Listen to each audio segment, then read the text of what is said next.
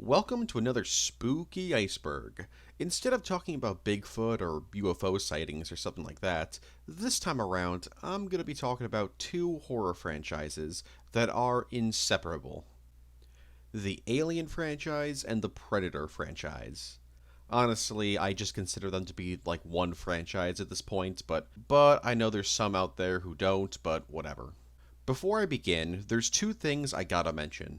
The first is that I've actually already talked about some Alien and Predator topics before in the first Batman Iceberg and the Superman Iceberg. So if you're wondering why these topics aren't in this video, that's why.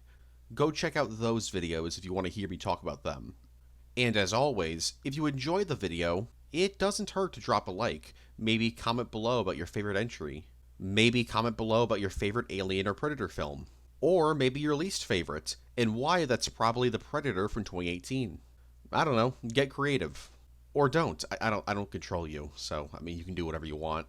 Also subscribe in case you want to get more Iceberg videos. I've got plenty more planned, and a bunch that I've already completed, like icebergs on Halo, Dead Space, Cyberpunk, Marvel, DC, Godzilla, Mass Effect, etc. So if you're interested in those, go check them out.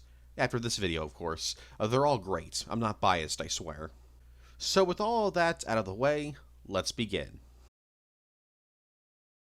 Alien Isolation 2. So Alien Isolation was insanely successful, winning awards left and right, with many people calling it the single best entry in the Alien franchise since Aliens. It received various DLCs and ports to other systems, and so a sequel was sure to happen. And while there are technically two different sequels to Alien Isolation, one of which is a comic, and the other one is... well, I'll get to that one later.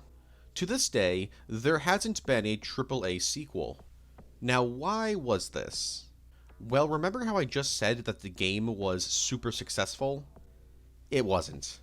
Despite it being extremely successful in reception to players and critics alike, the game's initial sales were pretty weak. Because of this, Sega wasn't interested in making a second installment, despite Creative Assembly being interested in continuing the story. So sadly, despite the game receiving critical acclaim across the board, it doesn't look like we'll ever get a proper sequel to Alien Isolation. Predator vs. Wolverine. Written by Benjamin Percy and releasing from September 2023 to December of the same year, Predator vs. Wolverine is a 4-issue crossover series between the Predator franchise and the X-Men series. In the story, Wolverine ends up fighting a Predator at several points in his past, from early on in his career all the way up to the present day. Also, apparently this miniseries takes place in the main Marvel timeline, so I guess Predators exist in Earth 616. I don't really know how to feel about that. And that's all I'll say, because not only has this series just started, but it's not even done yet. So if you're interested in it, go check it out. Prometheus 3. In September of 2015, Ridley Scott announced that he was planning on making 2 sequels to Prometheus, that would eventually lead into the first Alien film. He even teased a potential 4th prequel film, although that 4th film was never mentioned again. And during production of Alien Covenant, it seemed very likely that Ridley Scott was going to complete his Prometheus prequel trilogy. But then, Alien Covenant came out, and it wasn't a very big hit. Critically, the film was very mixed, and when it came to the box office, the film made $240 million, which sounds like a lot, but the film had a budget of $111 million, and that's not even including marketing costs, so it was a box office disappointment.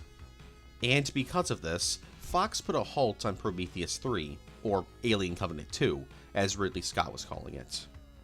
While this film isn't technically cancelled, it's very unlikely that it will ever happen. So what do we know about this film? Well, the film was being written by John Logan, and would feature several characters from Covenant returning, such as Daniels, David, Walter 1, and Tennessee.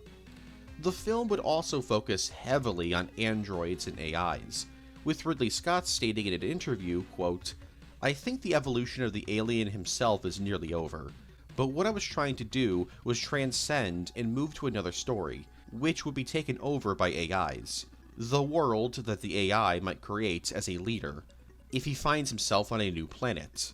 We actually have quite a big layout for the next one. And finally, there were rumors that the film was supposed to take place on planet LV-426, the planet visited in the original Alien, with the film's plot being about engineers hunting down David. Predator 1718. Released in July of 1996 and written by Henry Gilroy, Predator 1718 is a short one-shot released in an anthology one-shot celebrating Dark Horse Comics' 10th anniversary. As for the story itself, it takes place in 1718 and is about a predator teaming up with a pirate captain, Raphael Adelini. This only happens because Adelini's crew robbed a church, and the captain isn't very happy with that. So he's like, alright guys, this is cool and all, but let's return those religious symbols. His crew is not really big on that idea, and perform a mutiny. Meanwhile, a predator is just chilling out, waiting for his chance to take on the captain, but realizes that the only way he's going to be able to fight him is if he saves his life. So yeah, the two team up for a few and fight the pirates, only for the captain to get shot in the back and die. And in his final moments, he tells the Predator to take his pistol. The Predator decides to take him up on the offer, and even decides to bury him. This short story serves as a backstory to the pistol given to Mike Harrigan by a Predator in Predator 2. Yeah, remember that flintlock pistol from Predator 2? Well, this is how that gun got there. Well, at least it was. See, for the longest time, this comic was deemed semi-canon, but very recently it was retconned out of canon completely by the release of Prey, as Adelini himself appears in the film and gives Naru his pistol. And somehow that pistol goes from her to some predators by 1997. Operation Aliens. People tend to forget, but back in the 80s and 90s, if there was a successful film series, there was a very good chance it would get a cartoon series and toy line, regardless of the film's tone. This is why there were two different animated RoboCop shows, a Police Academy show, a Rambo cartoon, etc. And the Alien franchise was very close to having their own cartoon for kids. In 1992, the show Operation Aliens was in production, alongside a toy line and video game. However, this cartoon would never see the light of day, though its toy line would. Produced by Kenner, this toy line was fairly large. It included a ton of strange concepts, like a dude wearing a xenomorph disguise, a rhino xenomorph, and several characters returning from the dead, like Hicks, Hudson, and Vasquez. So yeah, this cartoon was cancelled. At least, that's how the story goes. You see, for years, this is what fans of the franchise believed. However, the truth is, while a cartoon on the Operation Aliens toy line was pitched to 20th Century Fox by Kenner, it was quickly rejected because Fox didn't want to turn Alien into a children's property. So this cartoon actually was never in production. However, there was still animated material made for the toy line. 3 different animated commercials for the toy line were created by Acom Productions.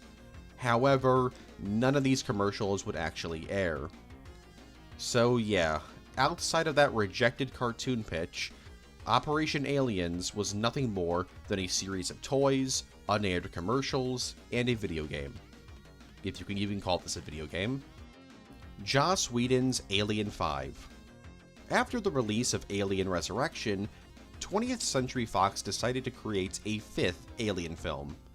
However, this never ended up happening.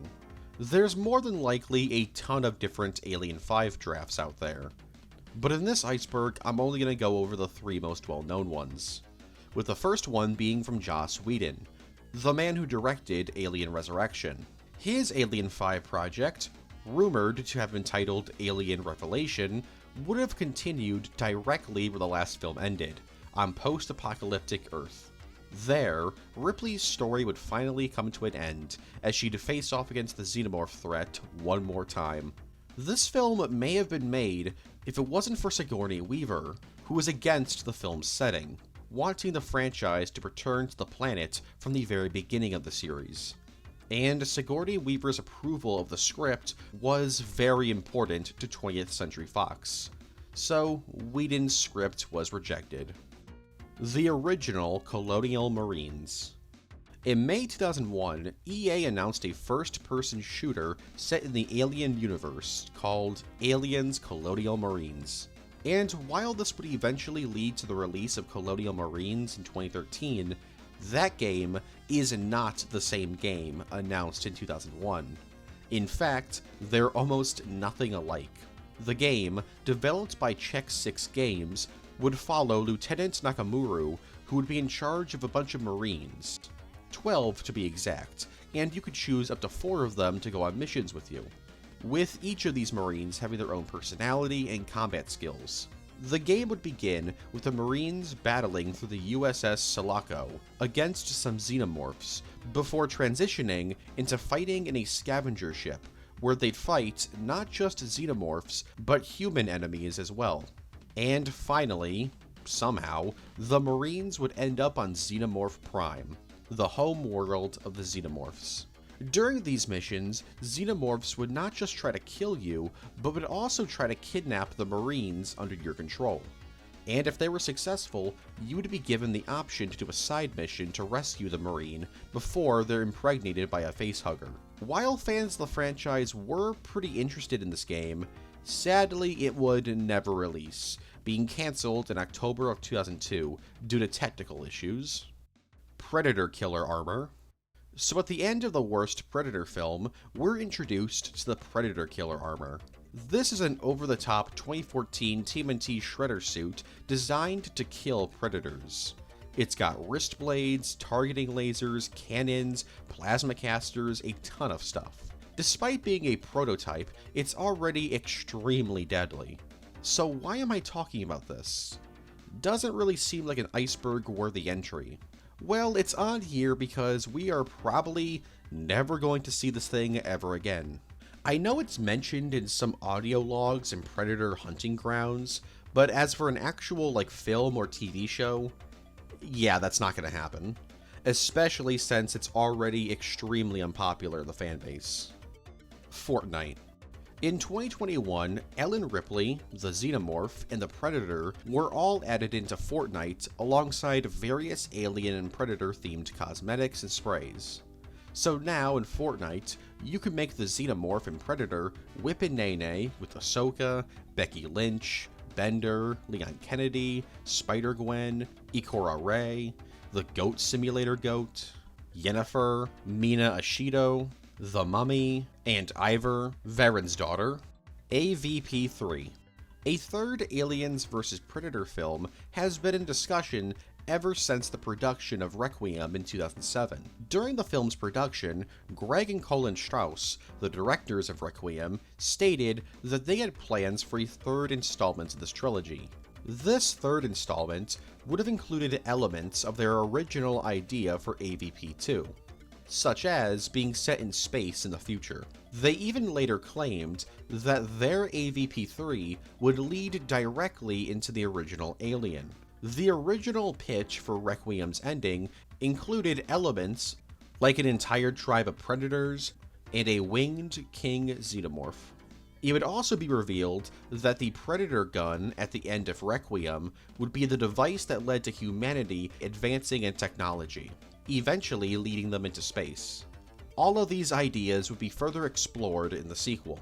However, despite interest from the directors, 20th Century Fox backed off of plans to make a third AVP film, most likely because AVP-R was a critical failure and a financial disappointment. The Strauss brothers weren't the only people who had ideas for a third AVP film, though. Around the same time, Liam O'Donnell, who worked on Requiem as a visual effects consultant, wrote a script for AVP3 that was set 50 years in the future. Global warming has melted the world's ice caps, which has released the Xenomorph Queen from the original AVP. This pitch didn't go anywhere though. And during the 2010s, plans for a third AVP film were pretty much non-existent. This was despite efforts from the Predator director, Shane Black, who really wanted to cross the franchises over again. As of right now, it doesn't look like we'll be getting a third AVP film anytime soon. Colonial Marines. Released in February of 2013 and developed by Gearbox Software, Aliens Colonial Marines is one of the most notorious video games of the 2010s. After years in development hell, the game finally released to horrible reviews.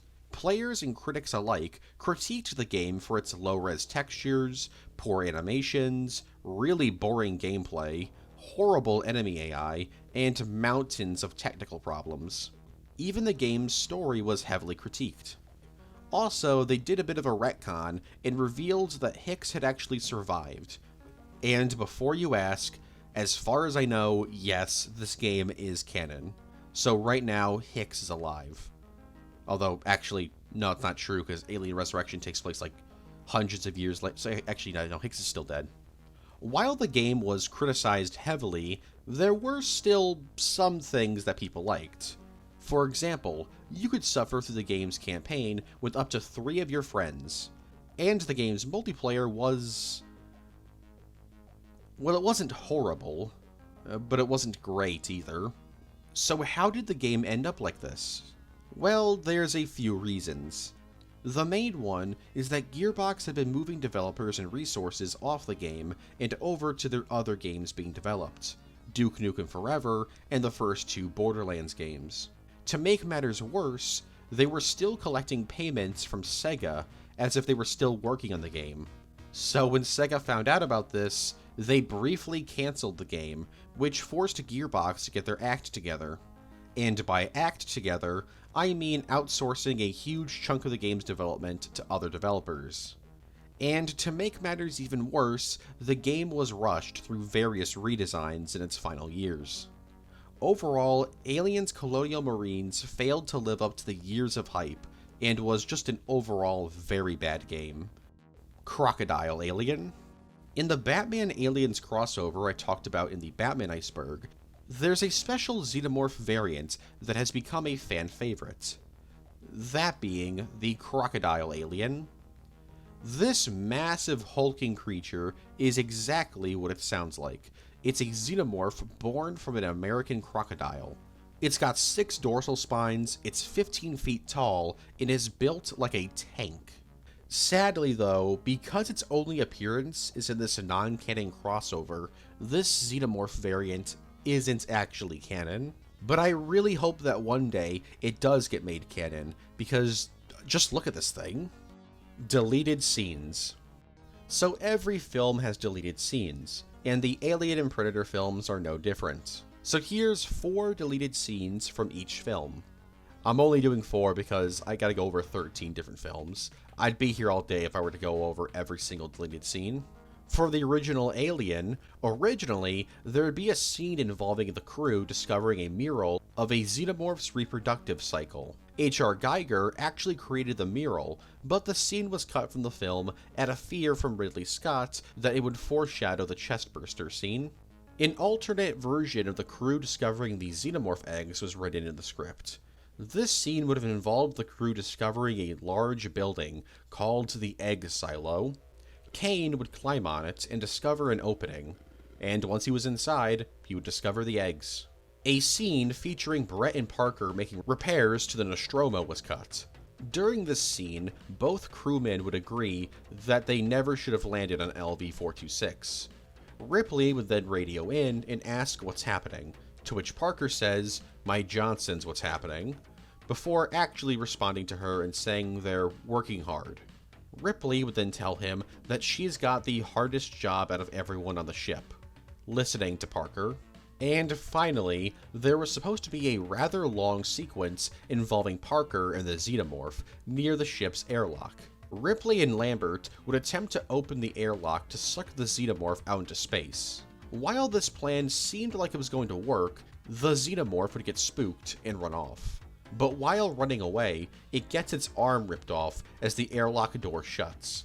The xenomorph's blood would then melt through the airlock, causing the entire room to become decompressed. Luckily, Ripley is able to save herself and Parker. For Aliens, an alternate version of the Hive ambush was filmed.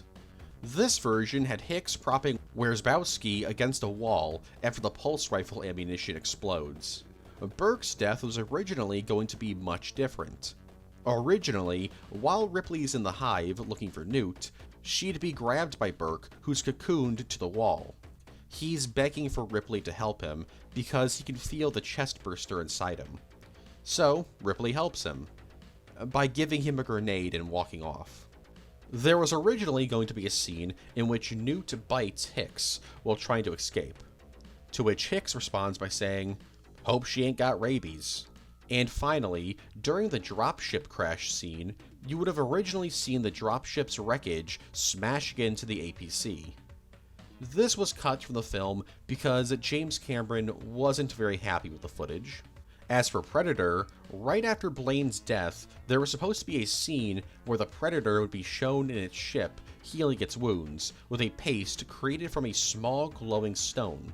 This scene was cut for budget reasons, and instead, the Predator just has a little first aid kit with him. A scene in which Anna picks up a chameleon and studies it was cut from the film. This was meant to tie in with her earlier description of the Predator as it changes colors, like the chameleon. Because she says the chameleon, I like to think she's actually just a huge Marvel Comics fan and is talking about the Spider-Man villain. Originally, the final fight between Dutch and the Predator was going to take place on a makeshift dam. Their battle would have been more like a cat and mouse game as they hid in the crawl spaces and passageways inside the log dam. And finally, originally, the Predator's death was going to be very different. Instead of blowing itself up, the Predator would have tried to retreat to its ship. And as he's running away, Dutch would pick up the Predator's spear and throw it into the Predator's skull, causing a chain reaction that would result in the Predator dying and its ship blowing up. This version of the film's ending was actually in the original novelization. For Predator 2, originally, Vega wasn't going to be killed in the film and would be instead abducted and taken to an art gallery. There, his kidnappers would plan on ritualistically murdering him. But before they can do that, City Hunter shows up and annihilates them. Originally, Danny's funeral was going to be shown, and during the funeral, Tony Pope would confront Harrigan for an interview, only for Captain Pilgrim to beat the crap out of him.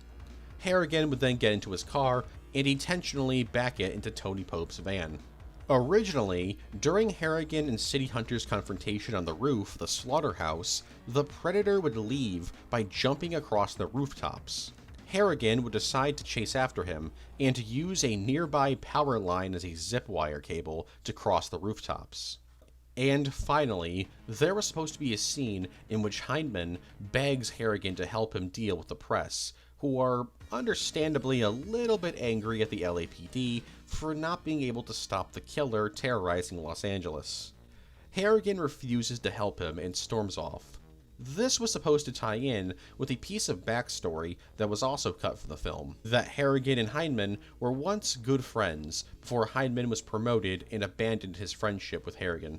For Alien 3, originally, Newt's autopsy was going to be extremely graphic, including scenes showing her internal organs and close-up views of the surgeons opening her up. This was cut because test audiences despised this scene, with a few of them even walking out of screenings.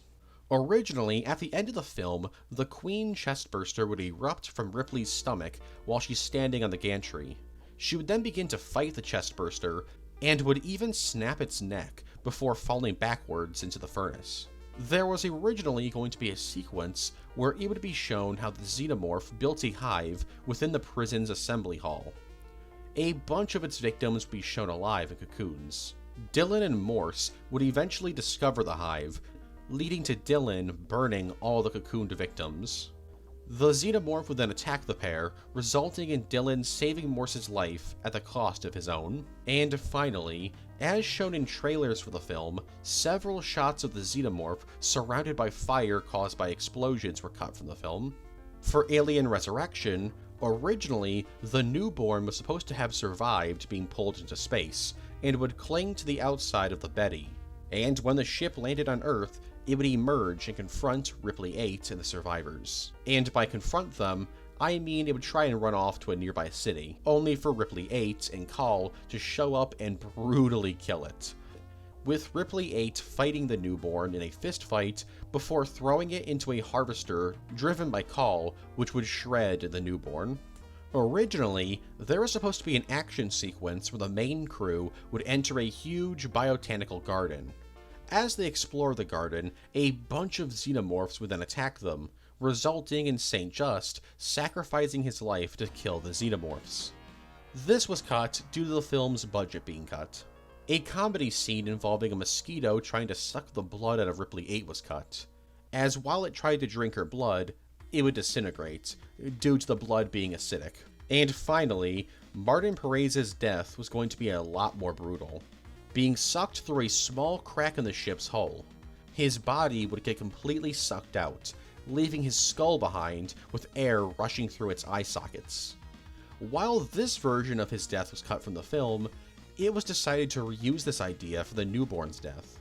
For Alien vs. Predator, the film was originally going to open with a sequence set in Cambodia in the year 2000 BC. This scene would have had humans stumbling upon a battle between xenomorphs and predators on a temple. While this scene was cut, the idea of xenomorphs and predators having a big fight at a temple was still used in the film.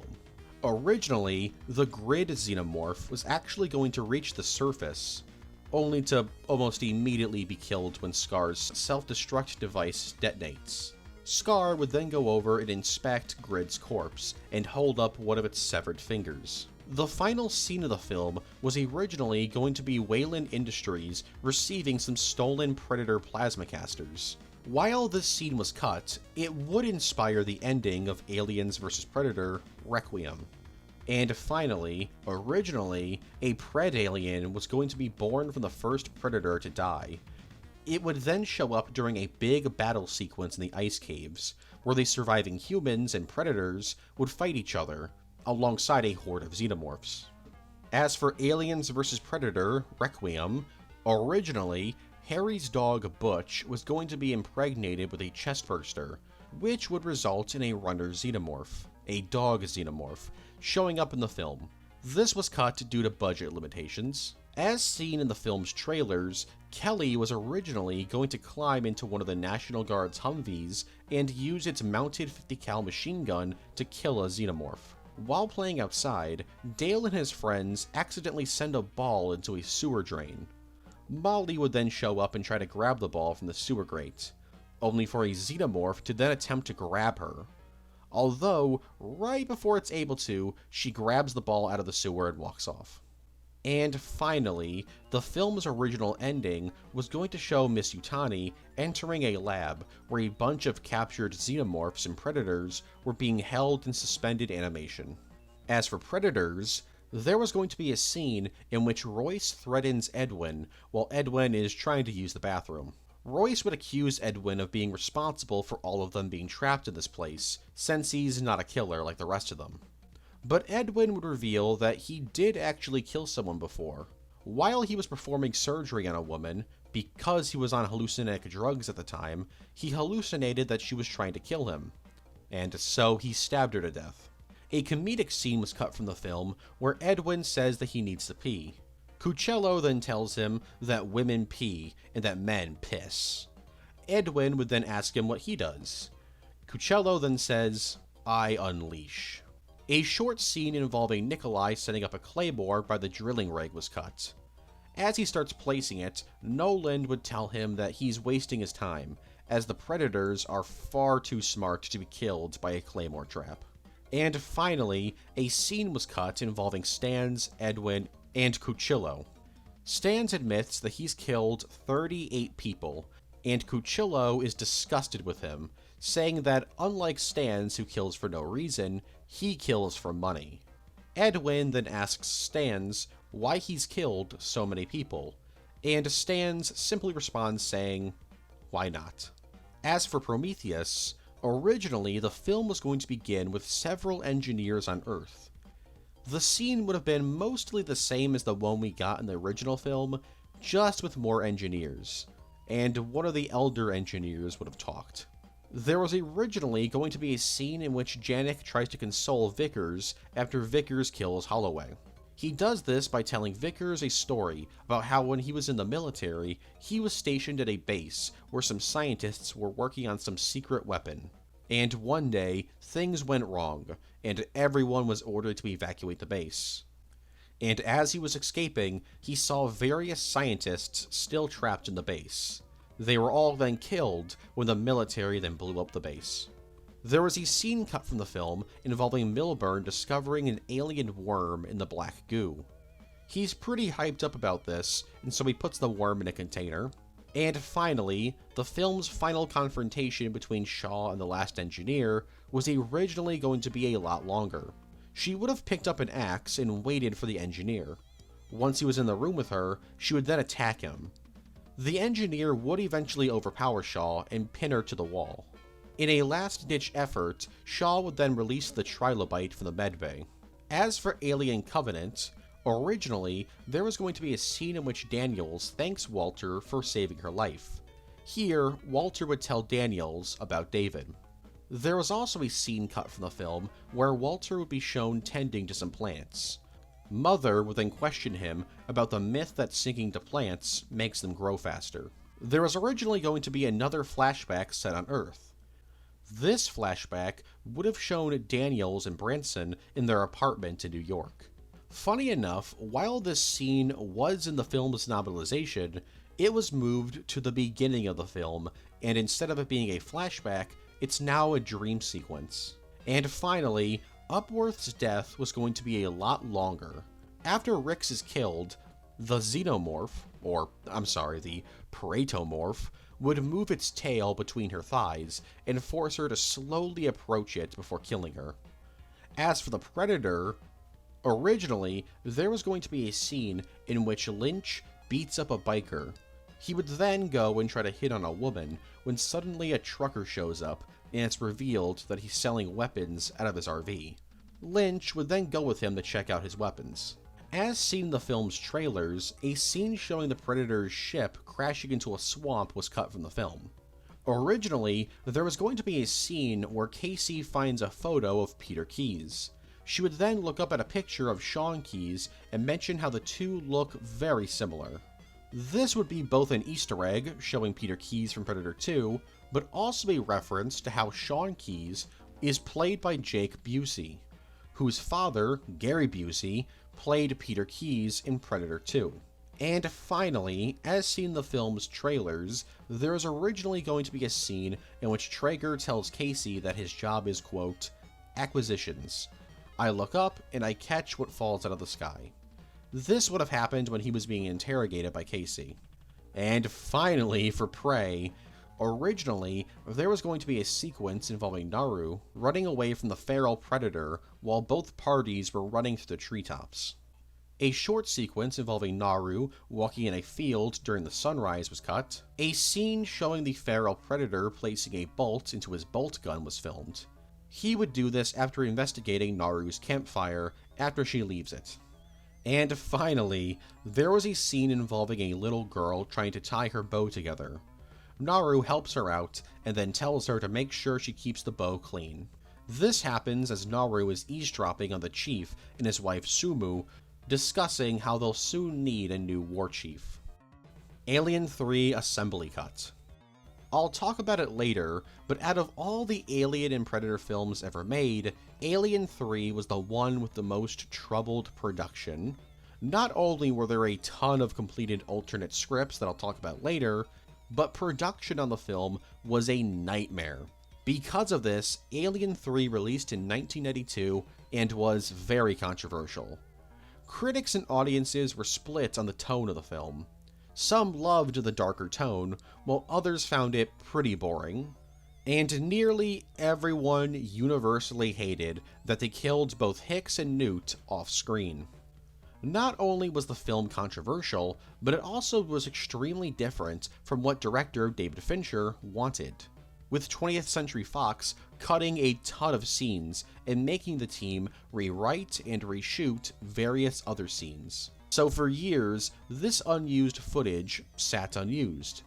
Until 2003, when 20th Century Fox had the idea to make a director's cut of Alien 3. This version of the film would be closer to Fincher's vision, but not quite his vision.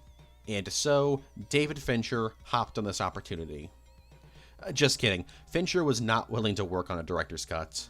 Sounds kinda petty, but trust me, when I talk about his time working on the film later, you'll understand why he doesn't want to associate with the Aliens franchise at all. Anyways, the director's cut was still created, though it was renamed into the Assembly Cut. This version of the film is much longer than the original Alien 3, including various deleted scenes, scrapped plot points, and alternate footage. The most notable addition was the xenomorph being born from a dead ox instead of a dog. Finally, in 2010, the Assembly Cut was enhanced, receiving color correction and sound mixing enhancements, so that the new scenes matched the original scenes. The Assembly Cut is often regarded as the superior version of Alien 3. Finally, as for if the Assembly Cut is the canon version of Alien 3, I don't know. I can't find any information about it. Neil Blomkamp's Alien 5. In 2015, Neil Blomkamp released several pieces of concept art he'd commissioned for his idea for an Alien 5. People initially thought that this was him releasing artwork from a cancelled project. But it turns out no. 20th Century Fox had no idea that he had ever commissioned this artwork, or that he was even interested at all in making Alien 5. So he eventually met with Fox, and it was announced in February of 2015 that Alien 5 was finally in production, with him in the director's chair. Sigourney Weaver even came out and said that she would be interested in doing the film. Everything was looking great, and the film was given a 2017 release window. But it's 2023 and Alien 5 isn't a thing, so yeah, unfortunately this project got cancelled. By October 2015, Blomkamp revealed that the film was on hold, but would still release concept art in 2016. However, in 2017, Ridley Scott confirmed in an interview that Blomkamp's Alien 5 was cancelled, and that it hadn't been developed past a 10-page pitch.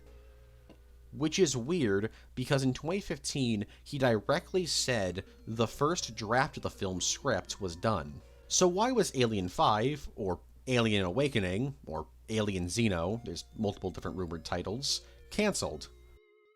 Prometheus 3. Yes, Prometheus 3. The film that we'll probably never see was the reason why the film was cancelled, as Fox was just more interested in that film than Blomkamp's.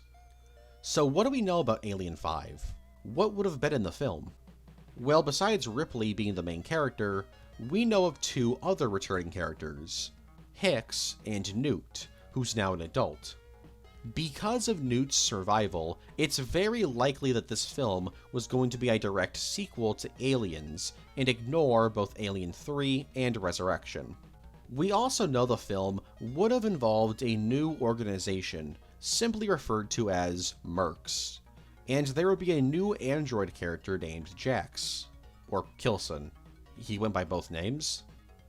There would have also been multiple xenomorph queens in the film, and xenomorphs under some kind of control, similar to Blue and the Velociraptors from Jurassic World. And finally, we know that there was supposed to be some kind of abomination like xenomorphs. Probably the saddest thing about this cancelled film is how it impacted Neil Blomkamp. He was so hyped to do this movie, only for it to be cancelled because of a film that would also never happen. In an interview in August of 2023, Blomkamp said, quote, "It's hard to define how little I care about what happens with Alien. It's very clear that the film's cancellation hit him really hard. Alien, the original screenplay. Written by Cristiano Seixas, Alien, the original screenplay is a 5-issue miniseries released from August to December 2020. As the name suggests, this comic series is an adaptation of the original script for the first Alien film, written by Dan O'Bannon. The story, while being pretty similar to the film we got, differs in a bunch of areas. For example, the xenomorph is completely different looking a little bit more humanoid. Just a little bit. The film's spacesuits are also a lot more casual and look more like classic sci-fi, even having ponchos and capes. Also, none of the characters from the film appear in the comic. All of them have been replaced with their original counterparts from the original script. They all mostly serve the same purpose in the plot, but they're all renamed, and some of them act a little bit differently. Overall, it's a neat little look into what could have been. It was also Dark Horse Comics' last Alien series, so it's kind of fitting they ended with what could have been the first Alien story. The original, The Predator. So remember how I said Alien 3 had the most troubled production in the entire franchise? Well, it did, but The Predator is probably second, because the entire final act of the film was reshot. Like, everything. And because of this, a bunch of characters were flat out removed from the film. For example, Edward James Olmo's character was removed from the film entirely. The biggest change between the original version and the version we got is that the film's final act was supposed to take place during the daytime, and the human characters were going to be working alongside two predators, known as the emissary predators, which I'll talk about a little bit more a bit later.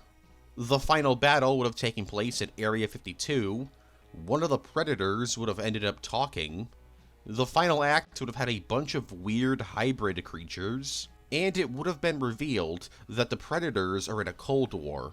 Some predators want to invade Earth, while others don't. Oh, and the kid. He flies the Predator ship at the end of the film because he learns their language. And in that ship, he shoots all the weird hybrid creatures. Yeah, it was going to be a film. Despite director Shane Black expressing interest in releasing the original version of the film, semi-jokingly titled The Predator AM, he's confirmed that 20th Century Fox aren't interested in releasing it, because they would need to spend more money to finish the film's original VFX shots. As for Disney, who now own the film, I don't really think they're really interested in it either. So why did 20th Century Fox force Shane Black to reshoot the entire ending? Well, according to Mr. Black, the story needed to be streamlined because test audiences really didn't like the original film. And also because the final act took place during the day. And because of this, Fox was worried that the Predator wouldn't be scary. And finally, the film was apparently way too long. The Deacon. So at the very end of Prometheus, fans were shocked when a xenomorph showed up. This xenomorph was different though. It had a different head shape and a completely different mouth. But this was because it was a xenomorph birthed from an engineer. Right? Like, it's still a xenomorph. Right? Well, it's common knowledge now, but yeah, this guy isn't a xenomorph. It's an Aethon, also known as a Deacon. They are related to xenomorphs, though. At least I think. You see, there's a lot of confusion regarding if the Deacon is related to the xenomorphs. For example, during the production of Prometheus, the Deacon was referred to as a protomorph and a proto-xenomorph. So it's the precursor to the xenomorph, right? Well, no. In the Engineer Temple, you can see a mural of a xenomorph, which directly shows that xenomorphs are already around by this point in time. Although, at the same time, this xenomorph mural also has aspects of the Deacon. So, maybe this is actually a Deacon mural? But to make matters worse, in the commentary for Prometheus, Ridley Scott directly calls the Deacon a xenomorph. So, I don't know, man. They look pretty similar, so I'm just gonna assume they're related. Not the same species, but they're related. William Gibson's Alien 3. One of the more famous earlier versions of Alien 3 is the version created by William Gibson. Written in 1987, this version of Alien 3 was far more in line with Aliens, meaning that this film would have been an action horror film like that film, instead of the depressing horror film we ended up getting. This film would have had a team of Colonial Marines discover Ripley, Newt, and Hicks, all of which are alive. Meanwhile, Weyland-Yutani is experimenting on Bishop's severed body, since he has some xenomorph genetic material in it. Newt is then given passage to Earth to live with her grandparents, while Hicks is given a job at a machine shop. And Ripley is in a coma. But that's when it's discovered some xenomorph contagion is in the air and is infecting people. A woman named Wells gets infected, and she flat out transforms into a xenomorph. Hicks then decides to send Ripley, who's still in a coma, to Earth. And then, he and the other Marines battle the new hive of xenomorphs. Yes, Ripley's in a coma throughout the entire film and does absolutely nothing.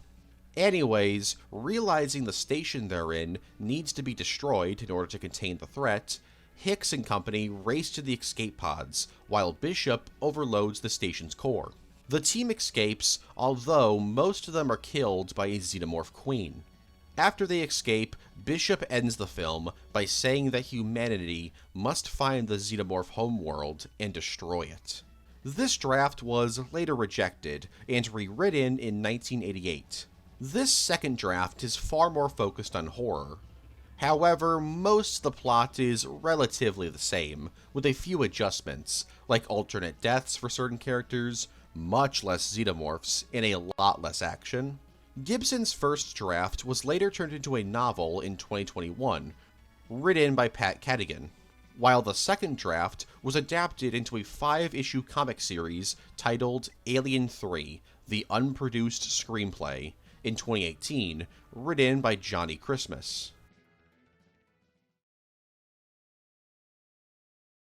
The dreaded beast versus the savage hunter. Aliens versus Predator, with awesome new Predators. Clan leader attacks with whipping dreadlocks. And Stalker, glowing in the dark, fires his spear. Suddenly, flipping up his attack spikes, the wild boar alien charges. And the ferocious mother alien in her monstrous hive traps Spiketail, then covers him in ooze. Ooze 'em! Who will survive? Aliens versus Predator. Queen Hive playset comes with mother alien figure and ooze. Other figures sold separately.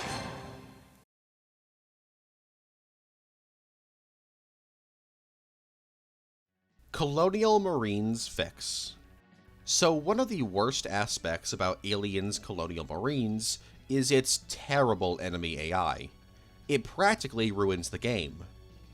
Well, what if I told you there's an extremely simple way to fix that problem?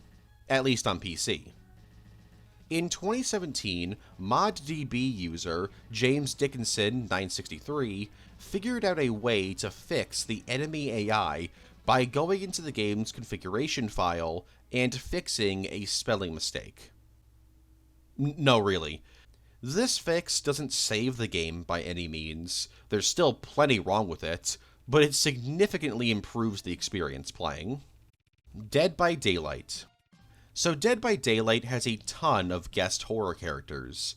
For example, Leatherface, Amanda Young, Freddy Krueger, Nancy Wheeler, Cheryl Mason, Jill Valentine, Michael Myers, Chris Redfield, Bill from Left 4 Dead, Laurie Strode, David Tapp, the Warhammer Titan, Pyramid Head, Ghostface, Ada Wong, Steve Harrington, Quentin Smith, the Armored Titan, the Demigorgon, the Chatterer, Nemesis, Pinhead, Lisa Garland, Albert Wesker, Sadako, Ash Williams, Yoichi Asakawa, and Naughty Bear, to name a few.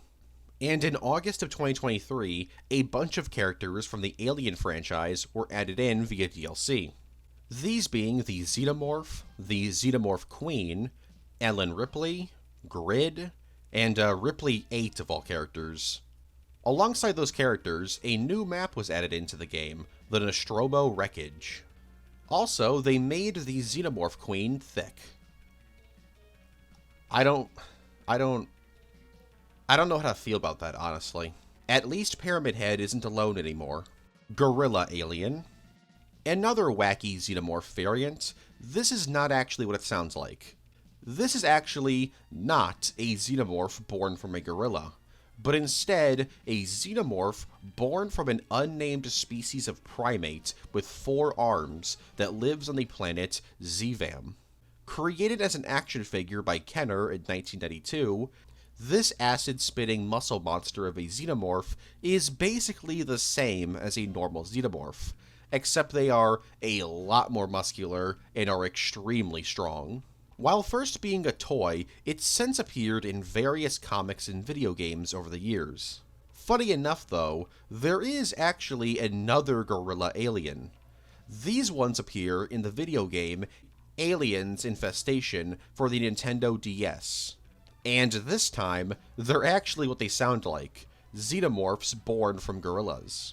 This actual gorilla variant of the gorilla alien is a lot different than its non-gorilla counterpart. For example, it actually walks on all 4s. Predators 2.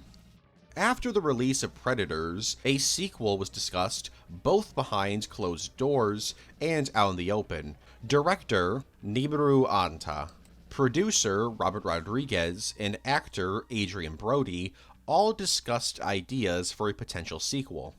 And by discussed ideas, I mean they just said they were thinking of ideas. In fact, the closest we've ever gotten to information on what Predators 2 could have looked like was from Robert Rodriguez in 2010, when he said, quote, "They really wanted it to be pretty contained, pretty scaled back. They didn't want to put too many of the ideas into it that we could save for a second one. So we could see what the appetite was, because the bigger film would actually be what comes following that. That kind of sets up a new storyline, new location and world, and then you can go crazy from there. So I guess Predators 2 could have taken place on a different planet? Maybe the same planet, but a different biome? Despite the decent reception to the film and its financial success, 20th Century Fox decided not to make a sequel, and instead announced in 2014 The Predator, a film that would ignore Predators and be a sequel to the first 2 Predator films. And that worked out really well.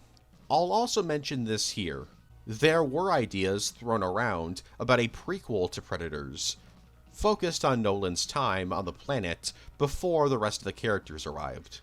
However, these ideas never evolved past the idea stage. Alien Blackout. Developed by D3 Go and released in January of 2019, Alien Blackout is a kinda sequel to Alien Isolation. Reusing a lot of that game's assets, this mobile game takes place only a few days after the original game, with Amanda Ripley being taken aboard the space station, the Mendel Station. Turns out, after the first game, she was placed into cryosleep and placed in the space station. And when she wakes up, surprise, a new xenomorph is here, and the station is now a xenomorph hive.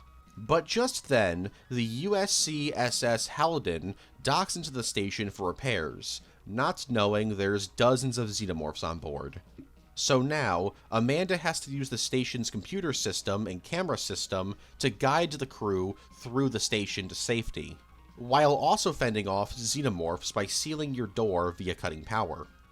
So yeah, that's basically Alien Blackout. You gotta guide crewmen through a station via camera system and hope the xenomorph doesn't hear them. And I know what you're thinking. A camera system?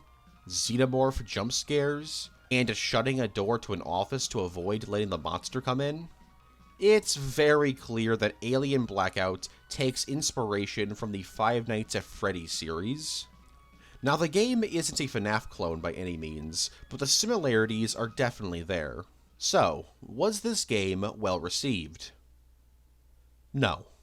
In fact, after the game's announcement, fans were in an outroar over the sequel to Isolation being a FNAF-inspired mobile game. Because of this, 20th Century Fox had to come out and stress to people that this was simply a spin-off game, and not a full-on sequel.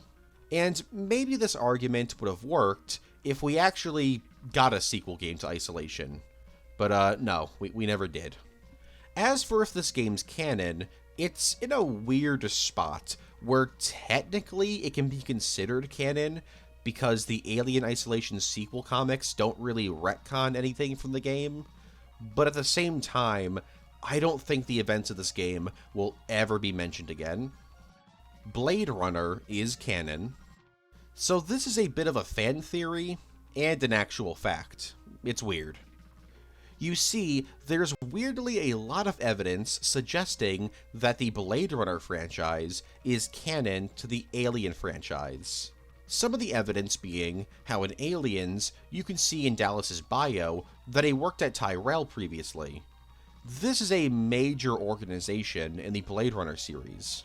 In Blade Runner 2049, the Earth is shown to be dying, and by Alien Resurrection, it is basically dead. In Blade Runner, there's various ads for off-world colonies, and off-world colonies are a thing in the Alien franchise. And finally, in the director's commentary for Blade Runner: The Final Cut, Ridley Scott directly says that he considers Blade Runner to be in the same canon as the Alien franchise. So at least in his mind, the franchises are connected. However, there's one thing that kinda kills this entire theory. The Predator franchise. Because The Predator is set in 2018, and the Blade Runner anime, Blackout, takes place in 2022, only 4 years after 2018, and the world looks completely different. So the Predator films can't be considered canon to the Blade Runner films. And since the Alien franchise is far more connected to the Predator franchise, I think it's safe to say that Blade Runner isn't actually canon to either Aliens or Predator. Although, maybe it's in this weird continuity limbo where it's canon to Alien, but not Predator, and like, Predator, it's its own thing. I know that the films aren't technically canon, like the Predator and Alien films aren't in the same universe for the most part, but like, come on, they kind of are. One final thing is that the Blade Runner franchise is owned by Warner Bros., and the Alien and Predator franchise is owned by Disney. So, we'll probably never see any official crossover between the two franchises. What happened to Dutch? Despite being one of the most iconic characters from the Predator franchise, for a good amount of time, Dutch's story post-Predator was very mysterious. We didn't really know anything. However, we do now. So here's a very, very quick summary of the things he did following the film. Shortly after the events of the film, Dutch began to suffer from radiation sickness, caused from Jungle Hunter's self-destruct device. After chilling in a hospital for a bit, Dutch ran off, and for years he was missing. By 1991, Dutch was living under a new identity, and was an author investigating stories of the Predator. A year later, in 1992, Dutch would be found by a member of OWLF, a secret CIA task force sent on missions to investigate Predator sightings. The leader of the group, Peter Keyes, yeah, that guy from Predator 2, would offer a spot on the team, but Dutch would refuse. And after that, he vanished again. By 1996, Dutch created a PMC group dedicated to search and rescue operations. At least this was what the mercs working under him believed. In reality, this group was nothing more than bait for a Predator. But then, in 1997, Dutch was practically forced to join OWLF after he arrived in Los Angeles looking for City Hunter. However, because of his now sloppy hunting tactics, he was arrested and was forced to make a deal with OWLF to continue hunting predators and stay out of jail. And for the next 2 decades, he would hunt predators across the globe as part of OWLF. That was until 2018, when OWLF was disbanded and replaced with Project Stargazer. Dutch didn't really like them though, so he bounced. And finally, by 2025, Dutch, now 78 years old, began working alongside a newly reinstated OWLF hunting predators. However, during a fight with a predator, he was fatally wounded. And in order for him to survive, he needed to undergo an experimental procedure that bonded his DNA with a predator's DNA. So yeah, Dutch is now a human-predator hybrid. Pretty much everything I just mentioned here was revealed in both the novel Predator Stalking Shadows in 2020 and the video game Predator Hunting Grounds, also released in 2020. So from 1987 all the way to 2020, nobody in the Alien or Predator fan bases knew what the hell happened to this dude. At least now we know, and knowing's half the battle. No, I will not do a G.I. Joe Iceberg. I don't care about that franchise at all. Original casting. There's been plenty of actors who've auditioned, who've been discussed about, and even offered roles in the Alien and Predator films. Here's a list of some of them. Meryl Streep and Helen Mirren were both considered for Ripley. Linda Blair was considered for Vasquez. Harrison Ford was offered the role of Dallas, but turned it down. Brad Davis was offered the role of Kane, but he also turned it down. Stephen Lang was considered for Burke. Bill Murray was considered for Dr. Wren. Chow Yun-fat was considered for Christie. Anne Hathaway, Carey Mulligan, Natalie Portman, Gemma Arterton, and Abby Cornish were all considered for Shaw. Josh Brolin, Freddie Rodriguez, and Milo Ventimiglia were considered for Royce. James Franco was considered for Holloway. Michelle Yeoh and Angelina Jolie were both considered for Vickers. Danny Glover and Jeff Fahey were considered for Noland. Patrick Swayze and Steven Seagal were both considered for Mike Harrigan. And finally, Benicio del Toro was considered for Quinn McKenna. Mortal Kombat. Mortal Kombat's 2 DLC fighter packs had various guest characters. 2 of these guest characters were the Predator and the Xenomorph. However, what's interesting about the Xenomorph is that it's not the standard Xenomorph you would see in the films, as they wouldn't be able to have a moveset similar to the other characters. So NetherRealm created a new Xenomorph variant, the Tarkatan Xenomorph. And like the name suggests, this is a Xenomorph born from a Tarkatan, a Baraka's species. And because of that, they have unique abilities, like having blades in their arms. As for the Predator, he's designed after the original Jungle Hunter Predator, and his arcade ending has him becoming the Apex Predator, as he begins to wipe out entire realms. He's able to do this after learning magic and sorcery. Also, Mortal Kombat X received a DLC that added 3 new skins to existing characters, based on the Predator films. Jax received a skin making him look like Dylan from the original Predator film. In fact, not only does he look like Dylan, Carl Weathers did voice work for the game. So when you use this skin, he's now voicing Jax. Scorpion received a skin that makes him look like you're looking at him through the Predator's infrared vision.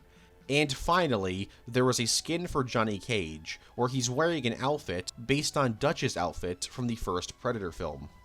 AVP's weird continuity. So the 2 Alien vs. Predator films are in a weird continuity spot.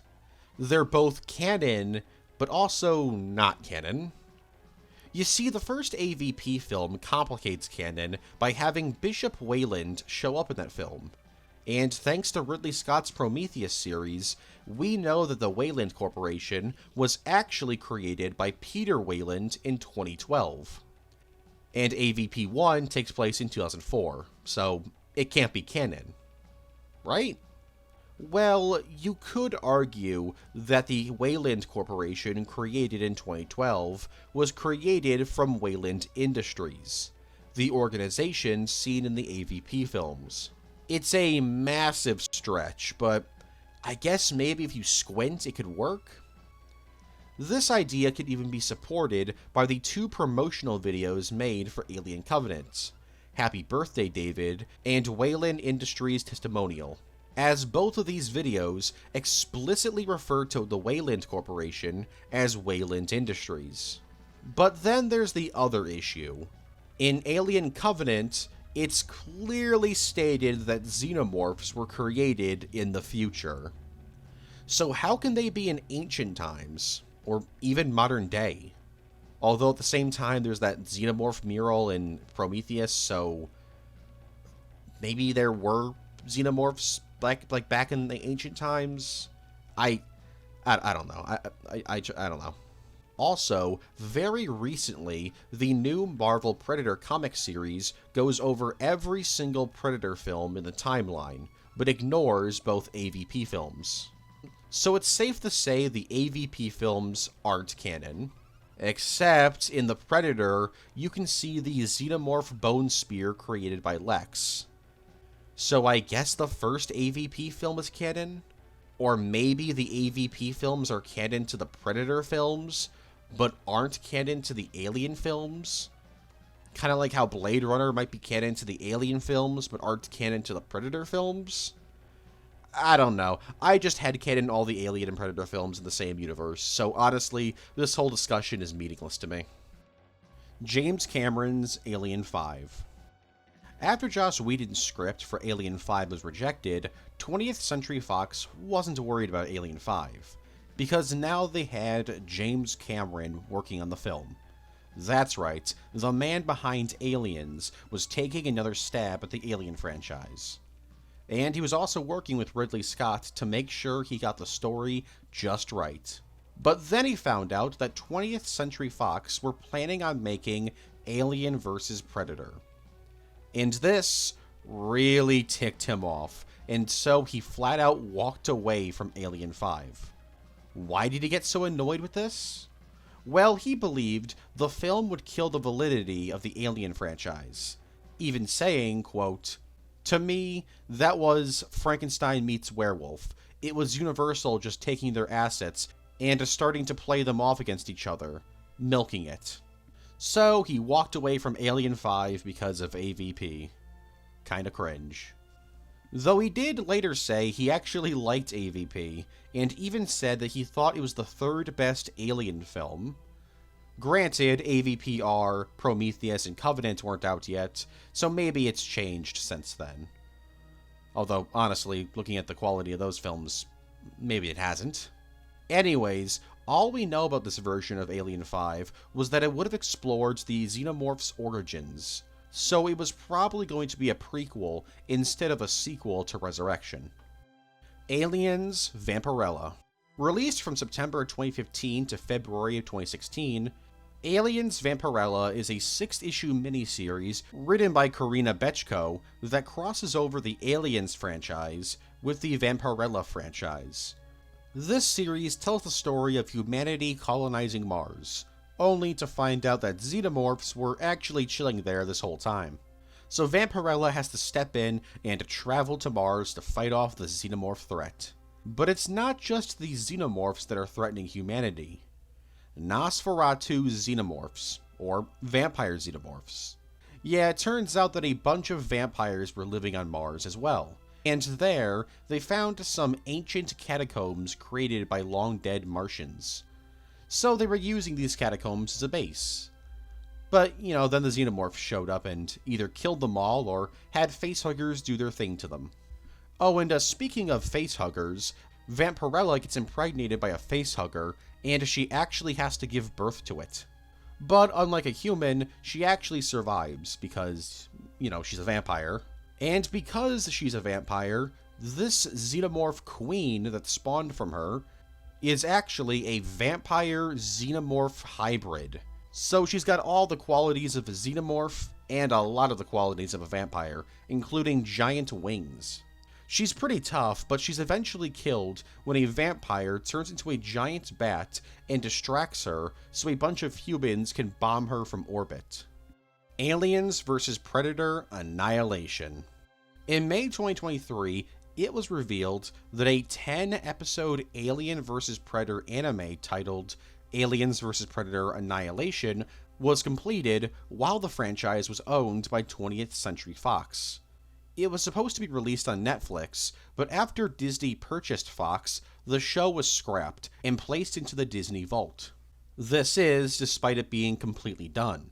So what do we know about this scrapped anime? Well, it would be set after the events of Alien Resurrection, and the story would be told from the perspective of a predator clan, with one of the main predators being known as Einhander. There was also a bone weapon-wielding warrior named Bone, alongside a cyborg predator, and the three of them would battle against hordes of xenomorphs while on board a massive immigration ship. The xenomorphs on board were placed on the ship by Weyland-Yutani in order for them to be used as bioweapons. Some of the non-predator characters included a teenage girl who's a mother figure to Lean, a xenomorph-human hybrid 6-year-old girl who can control xenomorphs using her pheromones. Then there's Hank, a military veteran with PTSD that has a rivalry with a predator he once fought. Directed by Shinji Aramaki and produced by Dave Baker and Eric Calderon, this show is 100% complete, just vaulted away for nobody to see. Now, why is this? Well, there's no official answer, but it can be speculated that after the financial disappointment of Alien Covenant and the critical and financial failure of The Predator, Disney was worried the show might not be a success. Plus, it seems that Hulu is working on various Alien and Predator projects, and this show was meant for Netflix, so there might be some legal issues there. I don't know, I'm just a YouTuber. Are xenomorphs sentient? While it's pretty obvious that predators are both sentient and sapient, the question is, are xenomorphs sentient and sapient? And the answer is kinda complicated.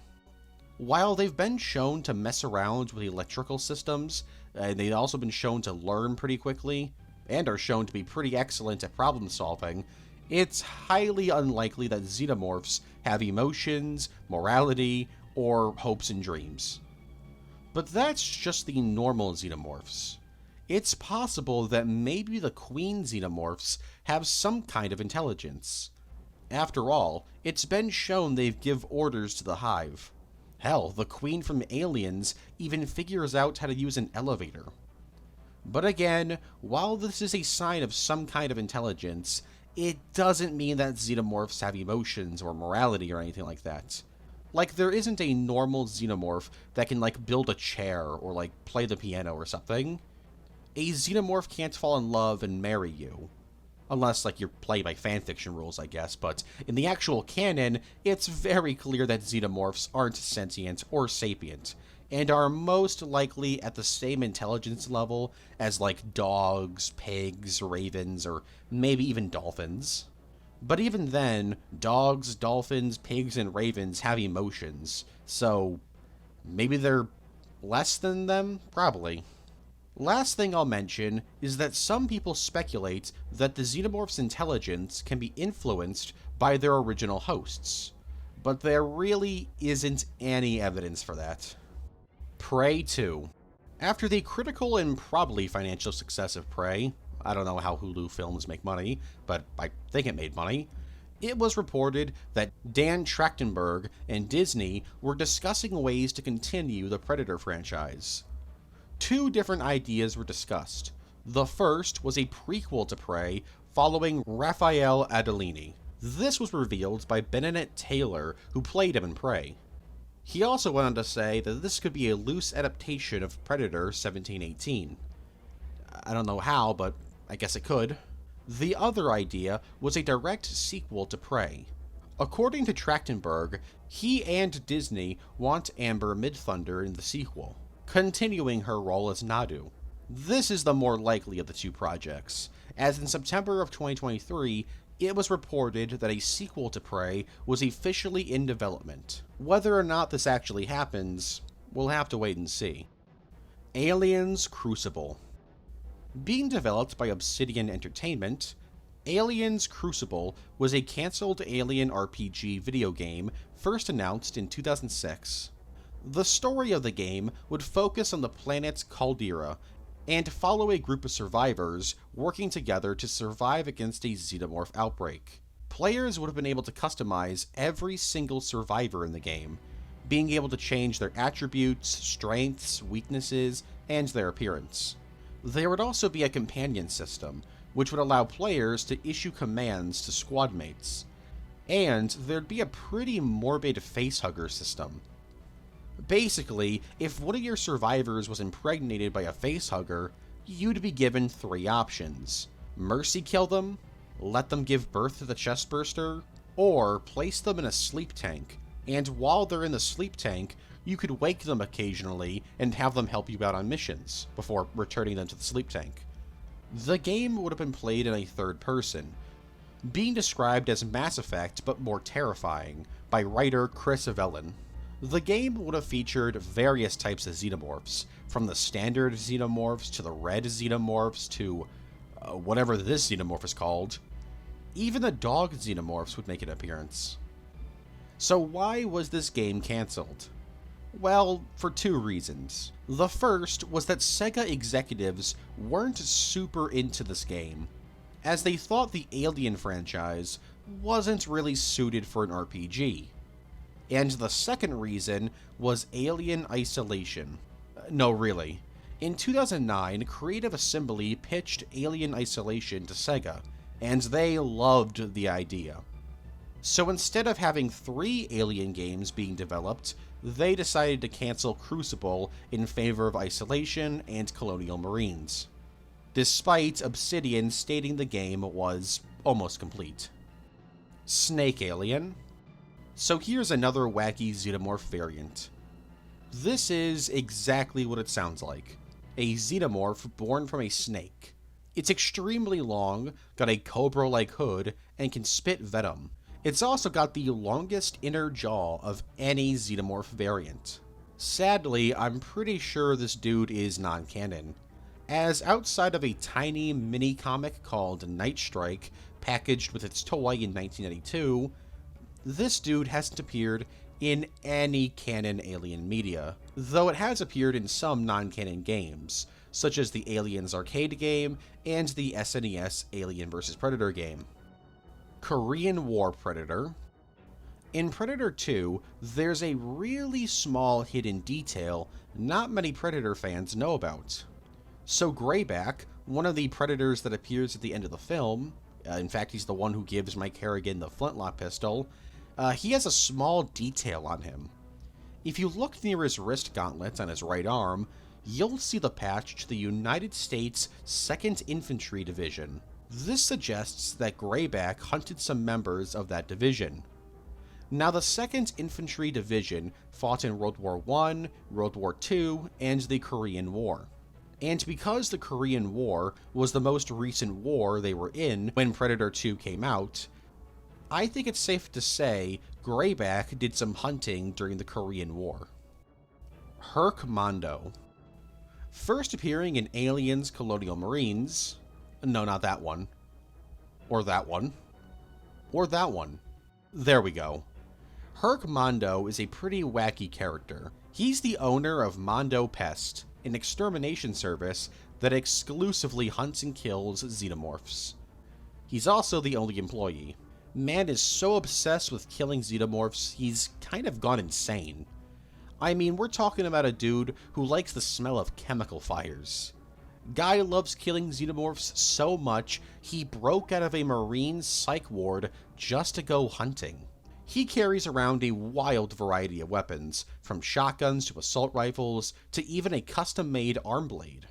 He's got rocket launchers, flamethrowers, etc. The man is a walking Swiss Army knife. After his first appearance in Colonial Marines, he had 2 different follow-up adventures. 2 one-shots. The first, called Mondo Pest in 1994, and the second titled Mondo Heat in 1996. Despite being a fan-favorite character, he hasn't actually returned in any piece of media after 1996. Hopefully one day, Mondo can make his return. AVP 2010-2. I'm not sure what the general opinion on the 2010 AVP game is, but in my opinion, it's fantastic. I mean, it's definitely got its issues, but I don't know, something about the game just clicks with me. I love it. Crawling on the walls to see Xenomorph did make me dizzy though. Anyways, after the game's financial success, it was revealed by Jason Kingsley, the co-founder and CEO of Rebellion Developments, that the company was having discussions with Sega about a sequel, and that sequel never happened. To this day, it's never been revealed as to why this sequel never happened. But I do have a theory. Remember how Sega canceled Crucible in favor of Alien Isolation? Well, since Alien Isolation and Aliens Colonial Marines were both being made around the same time, maybe Sega just didn't want to flood the market with 3 different Alien games. Just an idea. I have no idea how accurate this is. Robert Rodriguez's Predators. In 1996, Robert Rodriguez wrote a script for a Predator film titled Predators. This would have been the 3rd Predator film, and it would have been pretty crazy. The film would open up with Dutch chilling on a boat, where he's suddenly abducted by a bunch of predators. Except they're not actually predators. They're humans wearing predator armor. Anyways, he's brought to their spaceship, where it's revealed that Dutch has committed a bunch of crimes, including weapons smuggling, murder, and desertion. He's brought to a planet called Arcus 6 in order to serve out his prison sentence. While there, alongside one of the soldiers who captured him, Jack Carver, discover a crucified predator. In the confusion, Dutch escapes, only for Carver and his men to be captured by a bunch of predators. Carver and his men are then brought to an arena where they're forced to fight the predators, serving as tests of might for the young warriors. Well, at least some of them are. Some of them are just forced to fight a bunch of monsters for the entertainment of the predators, and some of them are just experimented on. It would be eventually revealed that humanity had been trading weapons with predators for centuries. Meanwhile, Dutch and one of Carver's soldiers, a woman named Hardwick, free the other soldiers and try to escape via hoverbikes.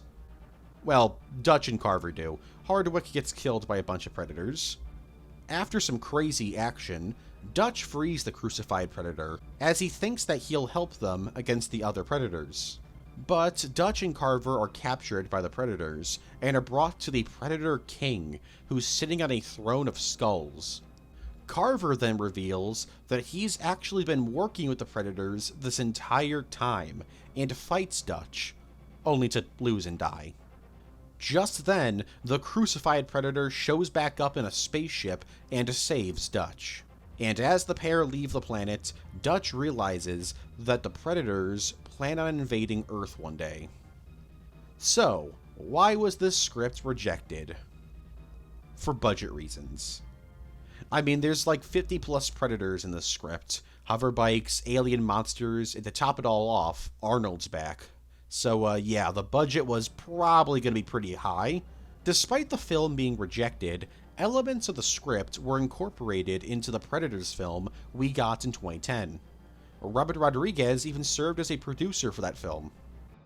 The Alpha Xenomorph.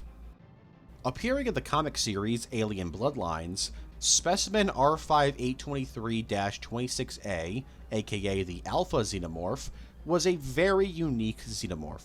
Because you know how xenomorphs take characteristics from their hosts? Well, Alpha here has 2 hosts. Kinda. You see, while investigating an abandoned freighter, Gabriel Cruz discovered a hive of xenomorphs born from a bunch of Highland goats. These goat-born xenomorphs then had facehuggers impregnate Cruz. Luckily for him, though, he was able to escape and had the chestburster inside of him surgically removed. But because this facehugger was created from a hive of goat xenomorphs, it had some of that goat DNA inside of it, meaning that the chestburster that got surgically removed from Cruz had xenomorph, human, and goat DNA. And that's the origin behind Alpha. Alpha's basically a huge xenomorph with a giant head crest that looks like goat horns. The Alpha, alongside a bunch of other xenomorphs, did a little trolling and killed a bunch of people. However, Alpha was eventually killed, burning in orbit alongside the man he was birthed from, or surgically removed from. Dutch's brother, John. First appearing in the comic series Predator: Concrete Jungle, Detective John Schaefer is the brother of Dutch. Yeah, this dude's a detective. Anyways, when Dutch went missing, John was pretty concerned. But before he could really do anything about Dutch's appearance, he had to investigate a bunch of murders happening in New York City. Turns out, these murders were committed by a predator known as the Devil Predator, and he eventually confronts John and defeats him by throwing him out a window. John lives, however, and gets sent to the hospital, where he tells everyone, "I just slipped, by the way, guys. It wasn't a predator. I just slipped. Don't ask what a predator. I just slipped." And right when he gets better, he sets off on an adventure to find his brother, because not only does he want to make sure he's okay, but he also thinks his disappearance has something to do with the murders. Upon arriving in Colombia, John faces off against not just the Devil Predator, but also the Colombian drug cartel. And there, he discovers that a bunch of predators are showing up in New York City, so he travels back to New York and recruits a bunch of New York gang members in an all-out war in the streets against various predators. And shockingly, they win. The predators abandon New York City. But that wasn't the end for John. He would go on various other missions, traveling the world, fighting a bunch of different predators. His story continued in two different sequel comics, Predator Cold War and Predator Dark River. In Cold War, he travels to Siberia and destroys a crashed Predator spaceship. And in Dark River, John faces off against the Devil Predator once again, and this time kills him. And during this mission, he was also forced to fight a South American warlord and various Predator cult members. Yeah, a bunch of people began worshipping the Devil Predator. Anyways, John's a bit of a weird character. He was clearly created because 20th Century Fox didn't want Dark Horse Comics to use Dutch. And after Dark River's release in 1996, John was never used again. At least never used again in the 90s. In the final Predator story created by Dark Horse Comics, Predator Hunters 3, released in 2020, John made a shocking return. Will we ever see John again? Probably not, but I don't know, we'll see. Aliens vs. Predator vs. the Terminator. Written by Mark Schultz and released from April 2000 to July of the same year, Aliens vs. Predator vs. the Terminator, aka AVP-VT, is a 4-issue miniseries that crosses over the Alien and Predator franchises with the Terminator franchise. The story follows Ripley 8 and Call from Alien Resurrection on Earth. Little do they know that Skynet is about to be awakened after centuries of hiding. The pair then travel to a space station to investigate some scientists who are creating some kind of alien super soldier. Upon arriving, they discover the scientists making the super soldier are actually Terminators that have been playing the long game. Before they can do anything about this, a predator shows up, having traveled to the station in order to hunt the super soldier. And that's when the super soldier shows up and annihilates the predator, ripping off one of his arms and sending him into space. He then flees from the station with various chestbursters and facehuggers. After hacking into one of the Terminator's skulls, Ripley 8 is then given a history lesson from a recording of John Connor, who explains that the Skynet resurrection program is a thing, which, explains the predators in the 24th century. Then, some more predators show up and abduct Ripley 8. Turns out, they like her, and wants her to fight alongside them as they launch a full-on assault on the Black Asteroid, which is a space station with a ton of xenomorphs on it. Ripley agrees and the team heads off.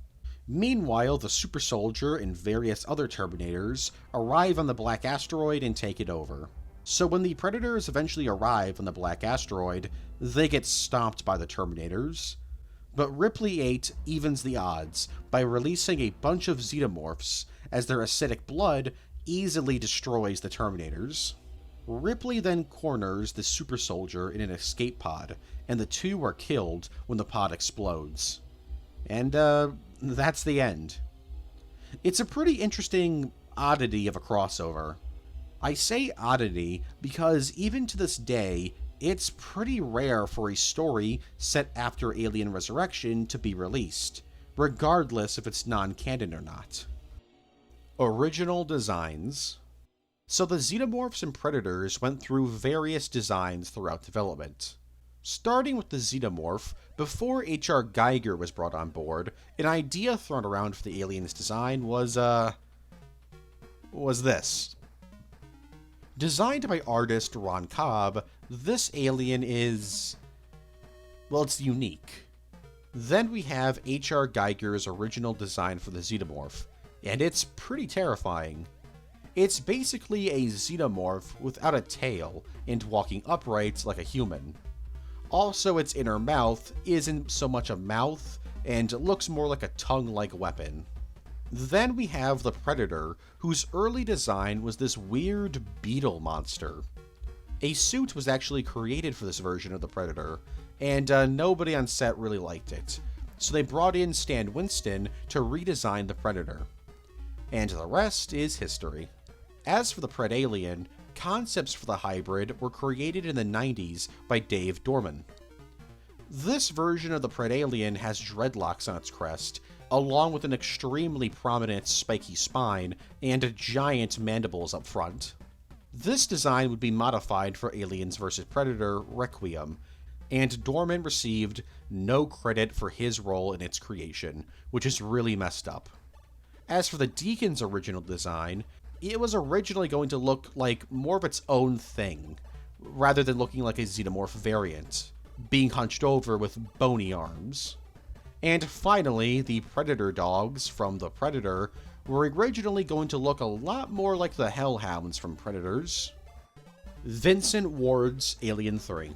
In 1990, Vincent Ward was brought on board to produce a script for Alien 3, alongside John Fasano. Their Alien 3 script is extremely different from the Alien 3 we ended up getting. The story centers around a monastery planet made of wood and metal. This is the space station Archeon, and since it's a monastery, a bunch of monks live there. Life's pretty peaceful there until one day an escape pod smashes into the station. Inside, one of the monks, Brother John, discovers shredded bloody children's clothing, the head of a doll, Ripley in a hypersleep capsule, and a message recorded by Ripley. In this message, it's revealed that Hicks is dead, and she tried to escape with Newt in an escape pod. Although, as you can probably guess from the torn clothes, Newt is also dead. Anyways, Ripley wakes up and is pretty confused about the place. She tries to tell the monks about the Xenomorphs, but they're like, "Lady, you're making things up. Women do be shopping, am I right, guys?" It's also revealed here that the monks believe that Earth was destroyed decades ago, and this is why they refused to use technology. Ripley is then thrown into a prison cell with an android named Anthony. You see, Anthony was living with the monks for a while, but then they found out that he was an android, and they were like, "Nah bro, you gotta go." So they threw him in a cell. Meanwhile, a facehugger impregnates a sheep, and soon enough a Xenomorph is born. Ripley's blamed for the Xenomorph's appearance, but Brother John doesn't believe this, and frees her and Anthony. The three of them then travel to the monks' technology room, where they store a bunch of tech and info on the monks' origins. Turns out, they started as an anti-technology movement on Earth, and they were banished from the planet by Weyland-Yutani because they threatened the company's profits. Also, when I said this room stored technology, I meant it contained mostly wood and cloth. Yeah, it turns out there's like no technology on the station at all. The Archeon was built to be a death sentence for the monks. Anyways, some crazy horror stuff happens. Anthony gets killed by the Xenomorph, and the Xenomorph's blood begins to destroy the entire station. Eventually, the Xenomorph is killed, and the day is saved. Except not really. The station's, like, burning, and they gotta get out of there. Also, get ready for the weirdest thing in the entire Alien franchise. So as Ripley and John are about to escape, Ripley finds out that she has a chest burster inside her. She tells John to leave her, but he's like, "Don't worry, I got this," and begins to punch Ripley's chest. He punches her so hard that the chest burster crawls through her gullet into John's mouth, dooming him to die. Ripley then leaves while John dies. So yeah, that was Vincent Ward's Alien 3, and it's pretty weird. The script was rejected by 20th Century Fox, but they really liked ideas from it. So they combined this script with another rejected script that I'll talk about in a bit, to create the script for the Alien 3 we got. But despite 20th Century Fox liking the script, Sigourney Weaver really didn't like the script at all, claiming it had no story for Ripley.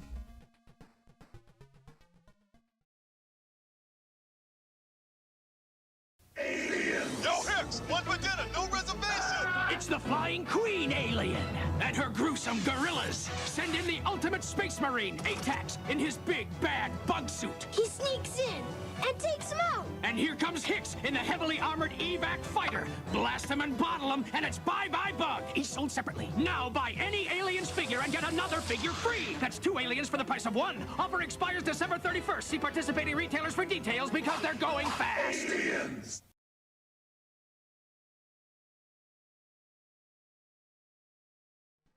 Alien Isolation, the digital series. Releasing in February 2019, Alien Isolation, the digital series, is a bit of an oddity. Released exclusively on IGN, this web series is an adaptation of the game Alien Isolation. Except it's not really an adaptation. It's actually a combination of the game's cutscenes with a new animation connecting them. So it's basically Alien Isolation, like the game, but without any gameplay. I don't really know why this happened, but it did. You can watch it, I guess, but I mean, you're better off just playing the game. The original Fire and Stone. Prometheus Fire and Stone is a 4-issue miniseries written by Paul Tobin and released from September to December of 2014. It was part of the Fire and Stone event.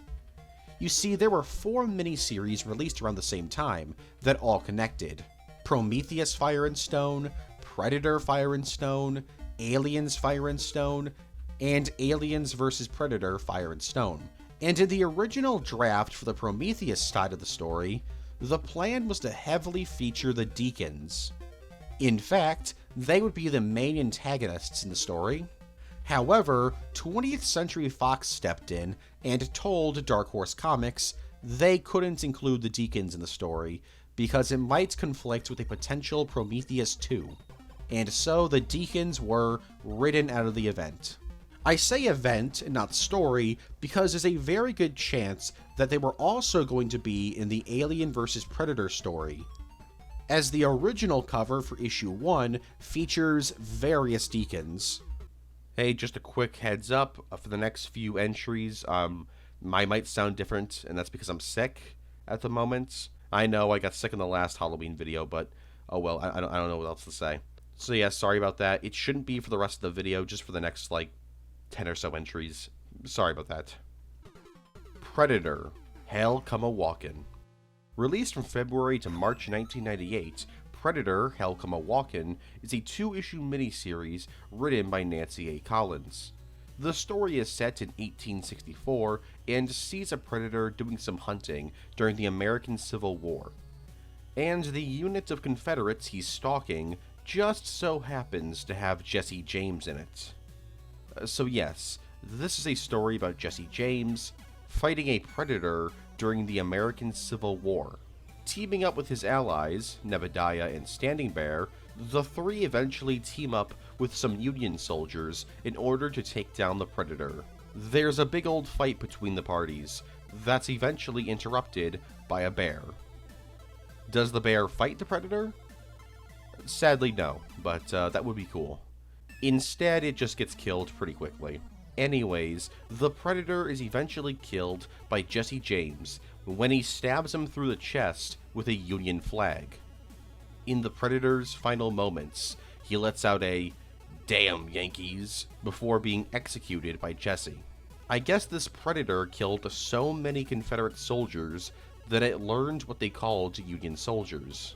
Pretty based. Cancelled Game Boy AVP game. Aliens vs. Predator for the Game Boy Advance was a cancelled video game being developed by Ubisoft. And that's sadly all we know about it, besides the fact that it was going to be based on the 2004 film with the same name. Announced in April 2002, the game was quietly cancelled. As to why this game never ended up happening, the leading theory is that Ubisoft only had the rights to make an AVP game until the end of 2003. And since AVP came out in 2004, Ubisoft just abandoned the project because they wouldn't be able to release the game alongside the film. But again, this is all speculation. Scrapped Predator-Human Alliance. I briefly mentioned earlier that originally in The Predator, there was supposed to be a human-predator alliance in the final act of the film. Only this wasn't a newly created alliance like the one seen in AVP. No, this was an already established alliance between two Predators and Project Stargazer. These Predators, known as the Emissary Predators, were from the same clan as the Fugitive Predator and the Upgrade Predator, and the two of them didn't really like the rest of their clan, as their clan planned on invading Earth. So the pair defected and traveled to Earth to warn humanity about the upcoming invasion. The pair lived with members of Project Stargazer for about 1 year before the events of the film, training soldiers in Area 52 in Predator tactics, and even adopting some Earth weaponry, notably some human-made armor and M240 LMGs. Sadly, by the end of the film, they both would have been killed by the upgraded Predator. The Fugitive Predator would have also been revealed to have been working alongside those Predators, trying to stop the upgrade Predator from unleashing an army of mutant abominations upon Earth. Very few elements of this alliance were kept in the final cut, pretty much the only thing being the Predator killer armor. Though cut from the film, the Emissary Predators do get a nod in the video game Predator Hunting Grounds as a skin for the Predator. Ripley 9. In a very early draft of Alien Resurrection, there were ideas thrown around about not just having Ripley 8, but another clone named Ripley 9, who would have been an evil clone of Ripley. However, this character was removed from the film very early in development. The White Hybrids. Only appearing in the comic series Aliens vs. Predator, Deadliest of the Species, the White Hybrids are the creation of a corrupted AI named Toy. These abominations are albino hybrids of a xenomorph, predator, and a human. These monsters are highly aggressive and intelligent, being able to speak and even use guns. And to make things even worse, they even got acid blood, so these things are like the ultimate killer. Also, instead of having a queen, these dudes have a king. Now, the White Hybrids are not just unique for their appearance, but they're also unique because their existence created a human, predator, and xenomorph alliance. No, really. You see, the White Hybrids were set loose on a ship called the Skyliner, and the Skyliner had some xenomorphs and predators on board being held captive. One woman on board, Karin, freed the Predator, and the two teamed up with some mercenaries on the ship to battle the White Hybrids. The Predator, named Big Mama, even began to teach her in combat. Karin also allows herself to be impregnated by a royal chestburster, which forces the Xenomorph Queen on board to work alongside her, as she doesn't want to hurt the chestburster inside. So the three parties work together to fight the white hybrids, and most of them end up dying. Overall, the white hybrids are some of the most deadly creatures in the Alien and Predator universe. Aliens, War Games. War Games is a rejected cartoon series pitched in 2007. Inspired by the Star Wars Clone Wars micro-series, Aliens War Games would be produced by Bluefield's Creative and be a series of short episodes focusing on Colonial Marines battling xenomorphs. But before every episode, there would be a very short mini-episode starring a rookie Colonial Marine nicknamed Newbie. These mini-episodes would show him on various training missions, and by the end of the first season, he would join the rest of the Colonial Marines in the main story. This show was pitched to Cartoon Network, and that's pretty much what killed the show. As mentioned before, 20th Century Fox really didn't want to make Aliens a kid's property, so they shot down the show despite Cartoon Network showing some interest in the project. Dutch's scrapped returns. So remember how I mentioned that it took until 2020 to find out what happened to Dutch post-Predator 1? Well, we now know what happened to him because there's little to no chance that Arnold will ever do another Predator film. For all these years, 20th Century Fox, alongside various directors, were trying to get him to return to the franchise. I've already mentioned one of these efforts, Robert Rodriguez's Predator script. But there's plenty more. In fact, every single Predator film, minus Prey, had Arnold returning in some way during development. For Predator 2, Arnold was very close to starring in the film. However, there was a pay dispute, and Dutch was removed from the film, being replaced with Peter Keyes. Almost 2 decades later, Arnold was supposed to return for Predators as a cameo at the very end of the film to tease a sequel. Originally, the film would have ended with Royce and Isabel chilling out until a Predator ship lands near them. A bunch of Predators would emerge from the ship, but they don't attack. Then, their leader emerges from the ship. The leader would remove his helmet and reveal himself as Dutch. Dutch would then say, "Not bad, kid. Not bad at all." This would have happened, but Arnold was unavailable at the time for filming, so it was cut. Finally, there's the Predator. In a very early draft of the film, Dutch would have appeared at the very end of the film as a cameo. This probably would have happened if it wasn't for Arnold declining the offer to be in the film. He went on to say, quote, "They asked me, and I read it, and I didn't like it. Whatever they offered. So I'm not going to do that. No. Except if there's a chance that they rewrite it, or make it more of a significant role. But the way it is now, no, I won't do that." As for what this cameo would have been, it's been reported that it would have been just him hopping out of a helicopter and telling the main cast of characters the war against the Predators had already started. So yeah, Dutch's history post-Predator was kept vague and mysterious for decades in hope they could bring back Arnold for another movie appearance. Alien 2 on Earth. Released in 1980, Alien 2 on Earth, or as it was later renamed, Alien Terror, is a film created to capitalize on the success of the first Alien film, which only came out a year before this film. As an unofficial sequel, Alien 2 has almost nothing to do with the original film, just taking elements and ideas from the original film. In a similar vein to the 20 million different Night of the Living Dead unofficial sequels and remakes. The main connection is that the Nostromos returns to Earth, and that's pretty much it. The ship shows up and suddenly there's a blue rock on a beach. Although, this blue rock is actually an alien egg, and a bootleg facehugger is unleashed, which results in a weird snake-like creature that later turns into a shape-shifting monster with various tentacles. Interestingly, though, this film was actually released in theaters in the US, although its release was extremely limited. As for its reception, well, people didn't really like it. Even James Cameron has come out and said, quote, "Alien 2 is 84 minutes of bad, period." Aliens Interactive.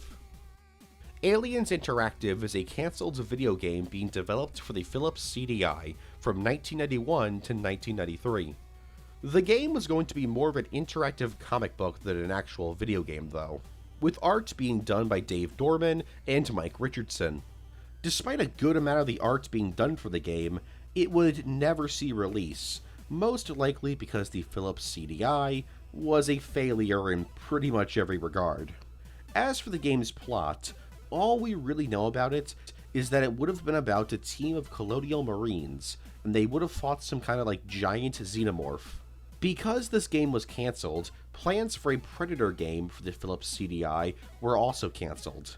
But it's presumed that this game never actually began development. Alien Engineers.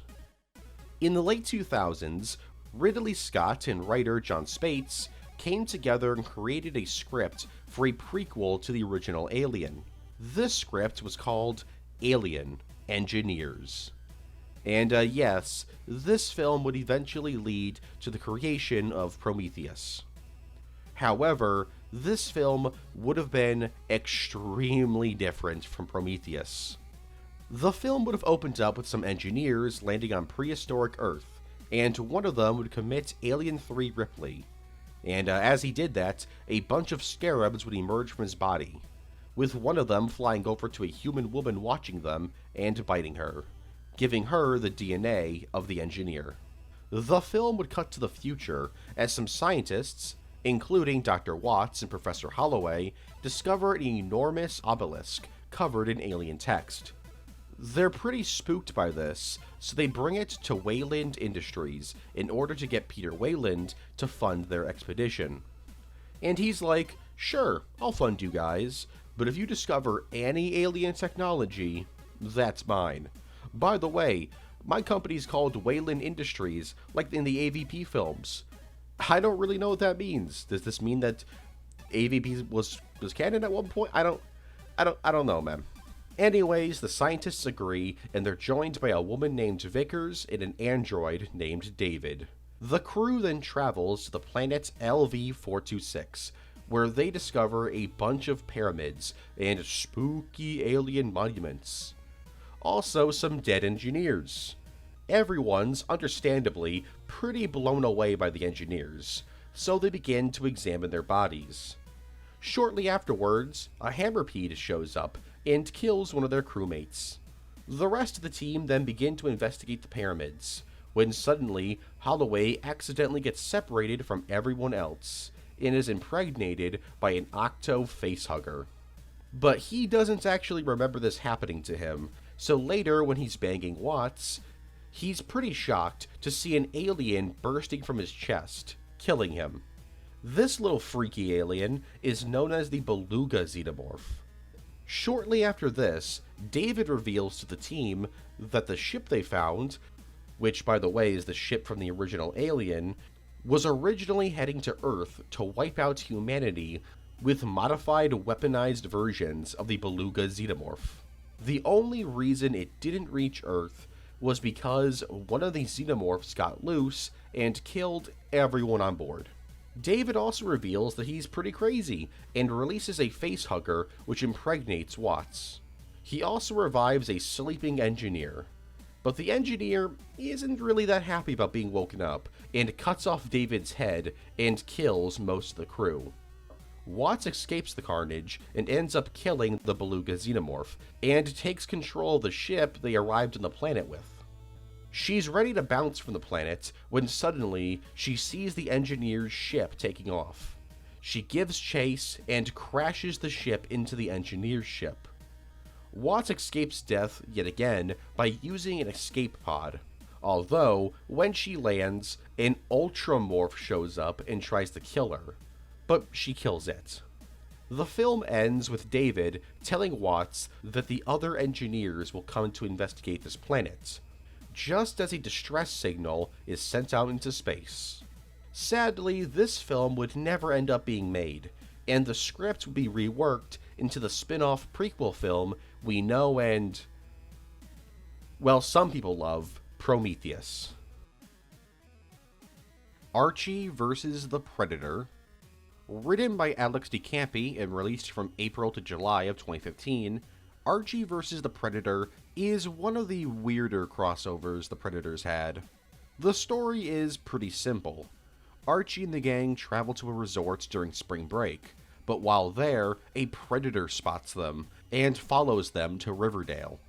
I'd say that's the craziest thing to ever happen in Riverdale, but that's probably not true. That show is crazy. At least I've heard. I've never watched it, nor will I. I dropped out in the 4th grade to run drugs to support my nano. Anyways, so Archie and his friends gotta stop the Predator from killing all of their friends. And they do a very bad job at this, as most of Archie's friends are killed. Archie himself even gets killed by him, but not before hulking out via a healing machine in Betty's house. But after killing Archie and almost killing Veronica and Betty, the Predator realizes that it's bad to kill people and falls in love with Betty. So Betty uses the experimental healing machine on the Predator to change the Predator's appearance into a near identical Archie clone. I don't know, man. It's wild. Wait a second, how old is Betty? Well, they don't call him a Predator for nothing, I guess.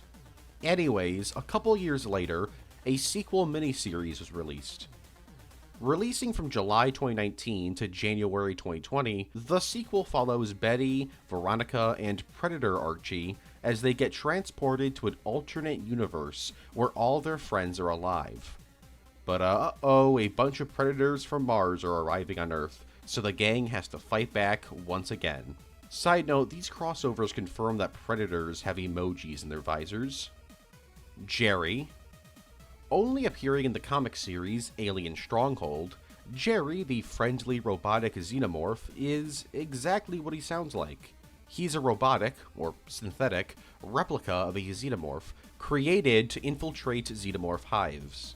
Named after Jerry Lewis, Jerry was an extremely polite and helpful xenomorph, always helping people out, whether it be waiting tables for them, or helping them with some research, or computer troubles. Everyone loved him. You know, when they weren't, like, terrified by his appearance. Or making him smoke cigars because it looks funny.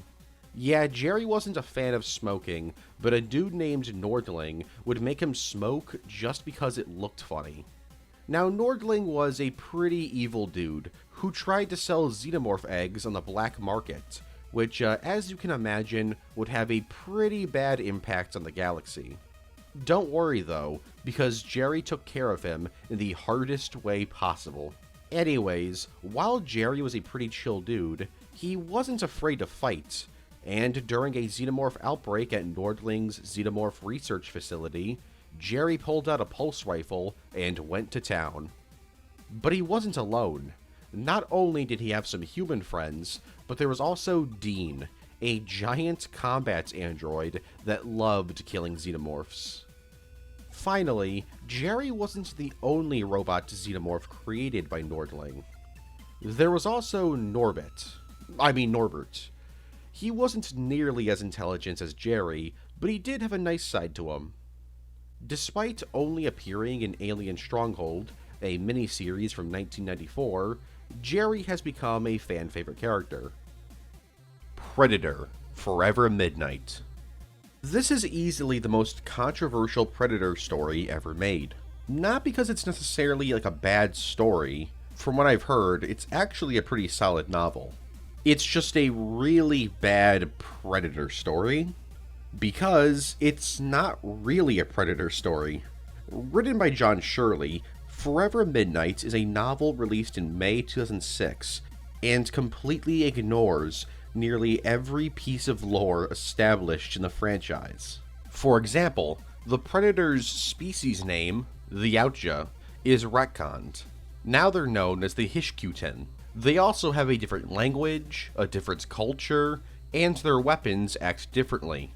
For example, instead of annihilating a person, plasma casters instead just set people on fire. Because of all these weird continuity errors and changes, this novel, along with the novels Flesh and Blood, Turnabout, and South China Sea, are often considered non-canon by fans of the franchise. Interestingly though, the Hishkyuten are canon to the franchise. However, they've been retconned into being an ancient ancestor of the Yautja. They've even appeared as skins in Predator hunting grounds. Judge Dredd vs. Aliens and Predator. Judge Dredd has fought against xenomorphs and predators a whole bunch. The first time he did was in Predator vs. Judge Dredd, a 3-issue miniseries written by John Wagner, released from October to December of 1997. This story is basically exactly what it sounds like. A predator shows up to Mega City 1 and ends up fighting Judge Dredd to the death. But Judge Dredd isn't just facing off against the Predator alone. He's got the help of Judge Schaefer, Dutch's great-granddaughter. She's also a psi judge, so she's got psychic powers.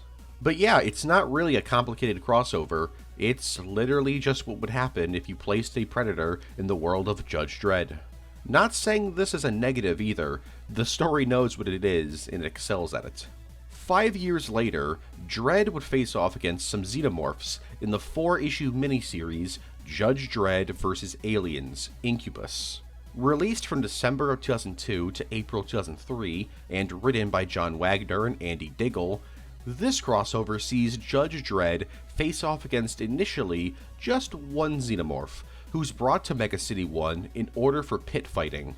Dredd finds out about this and begins to investigate.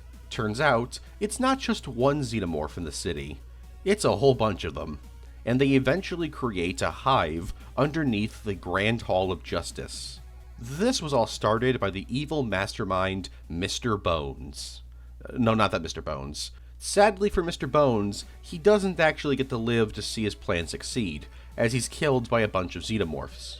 Using some magma from the city's heating tower, Dredd and company are able to then kill all the xenomorphs, and the day is saved. Until July 2016, when the 4-issue miniseries Predator vs. Judge Dredd vs. Aliens, Splice and Dice was released. Releasing from July 2016 to February of 2017, and written by John Layman, this crossover has everything you'd want. Judge Dredd, xenomorphs, predators, a cult of people who worship emojis, etc. What more could you ask for? What's interesting about all 3 of these crossovers is while none of them are canon to the Alien and Predator franchises, each one of them is canon to the main Judge Dredd universe. The Hunt, Alien vs. Predator. The Hunt, Alien vs. Predator is a rejected script for an AVP film. Written in 1991 by Peter Briggs, this story is insanely different from the AVP film we got in 2004. The film would have taken place in the future and primarily follow 2 characters, a predator named Broken Tusk and a human named Noguchi.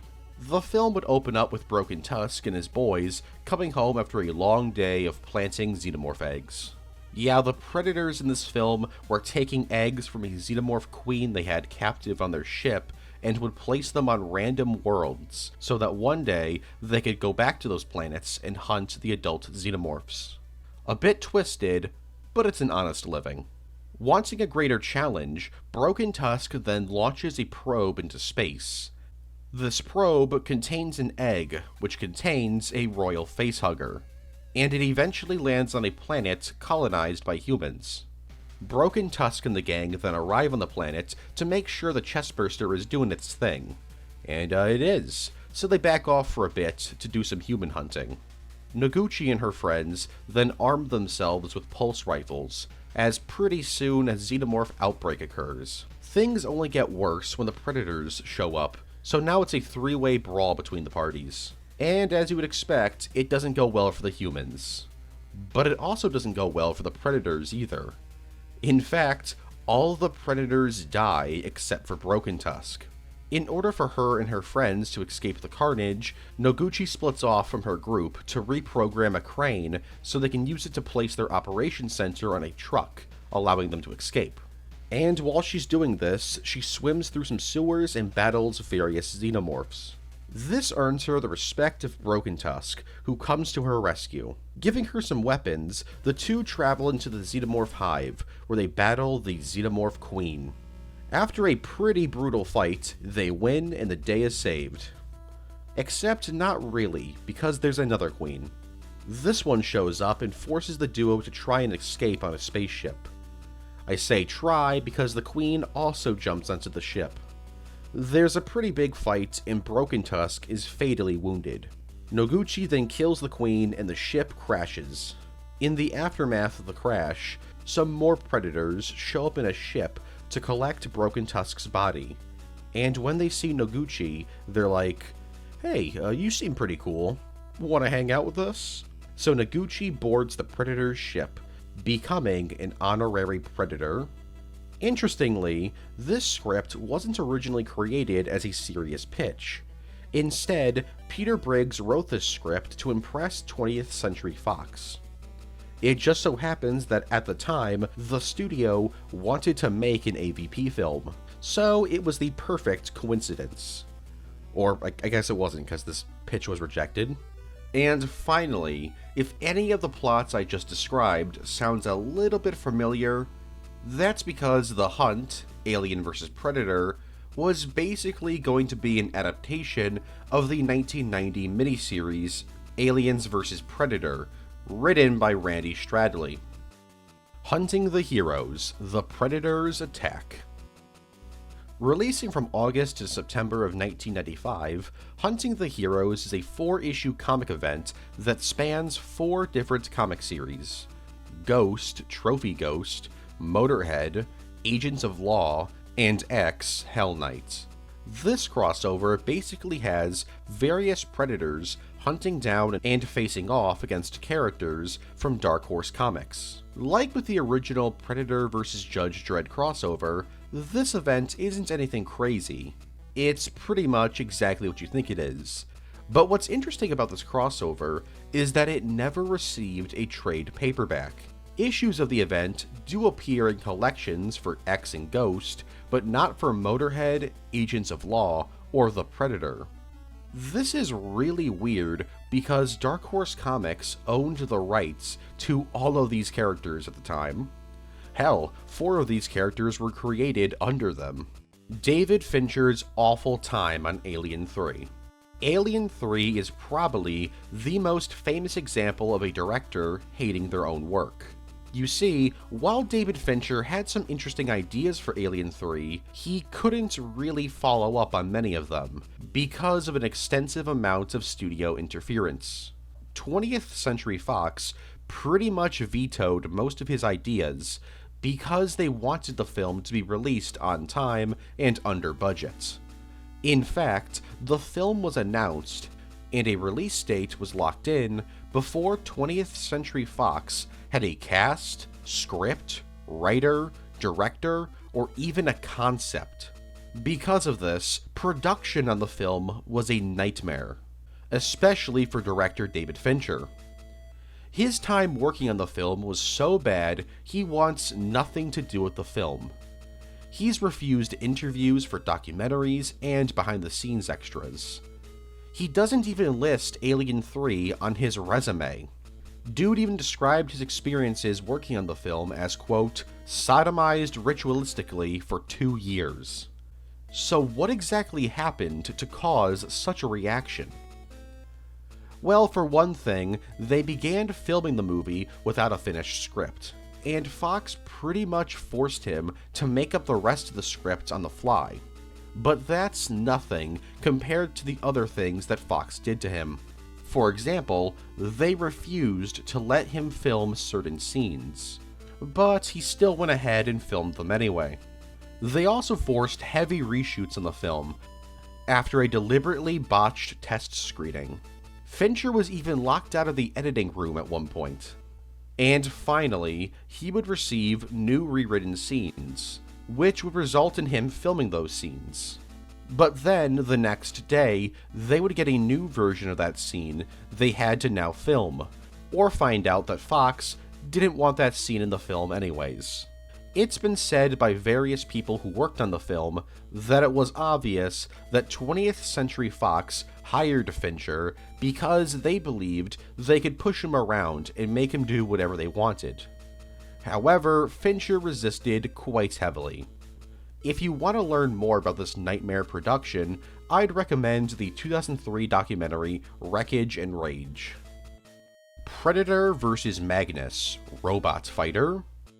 Released in November of 1992 and written by Jim Shooter and John Ostrander, Predator vs. Magnus, Robot Fighter is a 2-issue miniseries that crosses over the Predator with Magnus, Robot Fighter, a superhero who at the time was owned by Valiant Comics.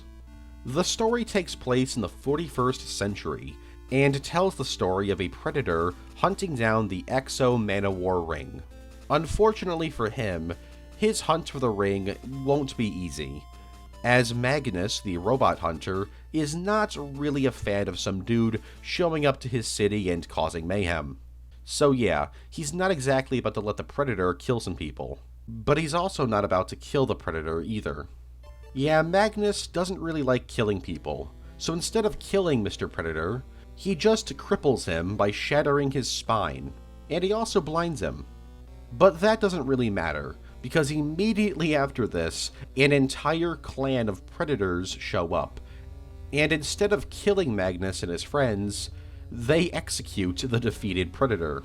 They then reward Magnus with the Manowar ring, only for Magnus to throw the ring away, claiming that he's not like them. It's a pretty fun crossover, and you can actually see a xenomorph skull in the Predator's ship, so that's pretty neat. Eric Red's Alien 3. Yet another Alien 3 script, this time written by Eric Red in 1989. And out of all the Alien 3 scripts we know about, this one was by far the most different from what we ended up getting. For example, it doesn't just kill Newt and Hicks off screen, but Ripley too.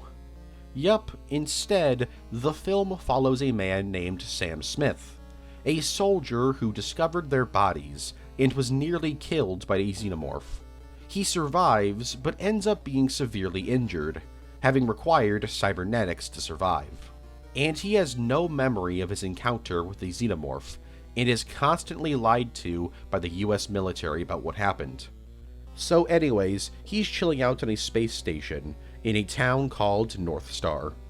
This town is literally just a Midwestern US town in a glass dome on a space station. Sam's doing his thing when eventually he finds out that the military is harassing the people of North Star, even abducting a bunch of the farmers' livestock. He does some investigating and finds out that some of his team that were with him during the xenomorph attack are actually alive, just lobotomized so they don't remember anything. He then discovers a tape showing the xenomorph attack, and it only gets worse. He then finds out the military is abducting the farmers' livestock to have them impregnated by facehuggers. Don't worry though, a lot of the people who did this are punished, as some idiot named Dr. Rand hosts a presentation where she's convinced that she's domesticated the xenomorphs. She's wrong, of course, and a xenomorph mauls her in a room full of military generals, executives, and scientists. Shortly afterwards, a xenomorph outbreak occurs, and a bunch of people are killed. But humanity prevails, and the military wins. For a short period of time, because right after this victory, Sam's dad, a general in the military, is like, I got injected with xenomorph DNA earlier, and he turns into a human-xenomorph hybrid. But it only gets worse, as a mosquito had bitten him earlier, which means that it now has xenomorph DNA, so it transforms into a mosquito-human-xenomorph hybrid, and is now going around infecting a bunch of animals. Eventually, Sam and his family are forced to abandon North Star, and fight a giant xenomorph made up of 20 different human-xenomorph hybrids, all fused together. But don't worry, Sam and his family finally escape, as Sam's dad is able to be reasoned with, and helps them escape. As they fly off in a rescue ship, they witness Sam's dad and all the other xenomorphs merge into a bunch of military tech, becoming a giant biomechanical xenomorph. But it's not over yet, as the rescue ship they're in comes alive, having been infected by the xenomorph virus. So Sam and fam get into some spacesuits and launch themselves into space, but not before firing off some nukes into the giant biomechanical xenomorph. The film ends with Sam and his family being rescued by another rescue ship. This script is very weird, and its creator, Eric Red, has since disowned it.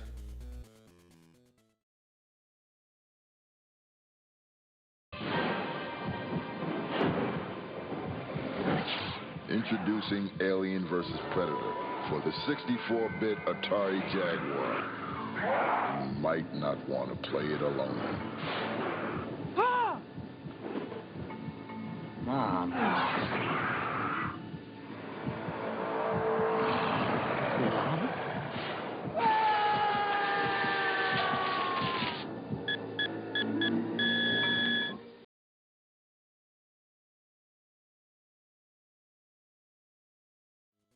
Machiko Noguchi. So remember that AVP script I talked about, and how it starred a woman named Noguchi? Well, she wasn't actually created for that story. She's a character from the story the film is going to be an adaptation of.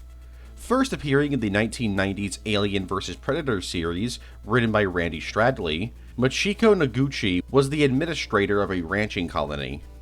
She wasn't super into hanging out with other people, so she would oftentimes just chill by herself in her room. This caused many of her workers to grow to hate her, and instead of reporting to her, they would report to the former administrator. But yeah, life for her was pretty boring. Until one day, she got caught in a war between the xenomorphs and the predators. During this conflict, she gained the respect of a predator named Broken Tusk, and the two worked together to survive the xenomorph outbreak. However, Broken Tusk would eventually be killed, but not before giving her a predator name, Small Knife. Noguchi was pretty upset by his death, and kept his mask, out of both respect and the hope that she would be able to meet his people. And she did. 2 years later, a predator clan, led by a dude named Topknot, showed up where she was living. And after saving one of the unblooded predators in his clan, and showing him Broken Tusk's helmet, Topknot allowed her to join his clan. And so Noguchi became a human predator, named Little Knife. As part of Topknot's clan, she fought in many different battles, like one where she helped take out a xenomorph queen. But despite all of her achievements, her fellow clanmate, Shorty, and his friends didn't really like having her around, and would eventually face off against her in an arena. Sadly, she loses the fight against Shorty, but that's only because he had his friends help him cheat. So Noguchi decides to leave Topknot's clan and help out humanity, which results in her becoming an enemy of the Predators. She even has a rematch with Shorty, and this time kills him. And after killing Shorty, she would work with humanity against many different Predator and Xenomorph threats. Out of all the characters created for Dark Horse, Alien, and Predator comics, Noguchi is easily one of the most reoccurring characters. Weird Chinese The Predator posters. For some reason, to promote the Predator's release in China, 4 posters were released, with none of them having anything to do with the film. There's one where the Predator is playing basketball, one where the Predator is breakdancing, one where the Predator is part of an esports league, and finally one where the Predator is skateboarding. I have absolutely no idea why they made these posters, nor do I have any idea who actually made them. Whoever created them, though, thank you, because, they're pretty amazing. Cancelled live-action 80s Alien show. Following the insane success of Alien, In 1980, 20th Century Fox decided to toy with the idea of continuing the franchise, but on the smaller screen. So they pitched a live-action Alien series to ABC. And that's all we know about it. Outside of a very brief mention in the magazine Fangoria in June 1980, nothing about this show is known. Would it have been a sequel to Alien? A prequel? A reboot? A spin-off? We'll probably never know. The Predator hunts Starscream. In the UK Transformers comic, issue 284, released in August of 1990, Megatron and Shockwave hire various different alien bounty hunters to hunt down and kill Starscream in the Louisiana bayous. However, none of these alien bounty hunters are successful. Now, this story has pretty much nothing to do with the Predator, as none of these bounty hunters even vaguely resemble a Predator or a Xenomorph. But the cover of the story actually does connect with these franchises, as the cover shows a fourth bounty hunter who's not actually seen in the story, and for a little while the identity of this hunter would be a mystery. That was until the letter pages of issue 293, where it was revealed that this bounty hunter was in fact a predator. Aliens Pig. Written by Chuck Dixon and released in March of 1997, Aliens Pig is a one-shot comic that's not a crossover between the Alien franchise and my channel. Instead, it's about some space pirates stumbling upon some spaceship wreckage. They want to see if it's got any cargo they can steal, but they can't, because there's a hive of xenomorphs chilling near the wreckage. So in order to get rid of these xenomorphs, the pirates tie a nuclear bomb to a pig named Porkchop, and send him into the wreckage. However, Porkchop's nuke malfunctions, and the pirates can't set it off. So, plan B. They tie a nuke to one of their own, and leave him by the wreckage. He is abducted by the xenomorphs, and this time the nuke works. So the pirates land and begin to look for valuables. However, it turns out that not all the xenomorphs died, so they gotta fight a bunch of them. And shortly after that, they discover Porkchop, alive and well. But then they remember something. The nuclear bomb on Porkchop was designed to detonate after 12 hours, if it sensed motion near the pig. So the nuke goes off and everyone dies. Ripley and Newt in The Predator. During production of The Predator, there were many different endings considered, two of which would have been a direct connection with the Alien franchise. The first was an ending where the main cast of Predator would discover a cryostasis pod containing Ripley. There was even a version of this ending where instead of Ripley, it was Newt from Aliens, now an adult played by Brenna Watkins. Newt would then wake up and warn the cast of a future attack. This version of the ending was actually filmed. So now you're probably wondering, how does this make any sense? Well, it would have been implied that this was actually a clone of Newt from the future who would come back via time travel to warn modern-day humanity of a future threat. Thank God they scrapped this. Anna in Predator 2. Anna from the original Predator is to this day the only character to appear in more than one Predator film, having appeared in both the original film and Predator 2. Now, a lot of people watching this may be confused, as Anna doesn't seem to be in Predator 2. Well, she does. In a Blink or You'll Miss It cameo, she appears on a TV screen for exactly 1 second. She was originally going to have a bigger role in the film, but after Dutch was written out of the film, so was she. But they let her have this small cameo. Although, even then, her cameo was cut for the most part. Turns out, she was actually going to have lines in the film, as Mike Harrigan and Peter Keyes were supposed to watch footage of her, but this scene was removed almost entirely. The only thing that remains is this 1 second clip. The Queen from Aliens is still alive. So this is a fan theory stating that the Queen Xenomorph from Aliens actually survived the events of the film, as xenomorphs have been shown plenty of times being able to survive the vacuum of space. And while that is true, there's a pretty good chance the Queen from Aliens is very much dead, as not only did James Cameron confirm her death, she was ejected into space right next to LV-426. So it's very likely she burned up in the planet's atmosphere. So while the theory that the most iconic xenomorph queen is still alive, just floating out in space somewhere, is pretty neat, it's probably not true. Tech sex. Only appearing in Aliens vs. Predator, Deadliest of the Species, the tech sex are xenomorph queen-sized militarized robots designed after xenomorphs. Originally created as movie props, it was decided that these drones would be far more practical in a military setting, and so they were armed to the teeth with guns, plasma casters, and claws.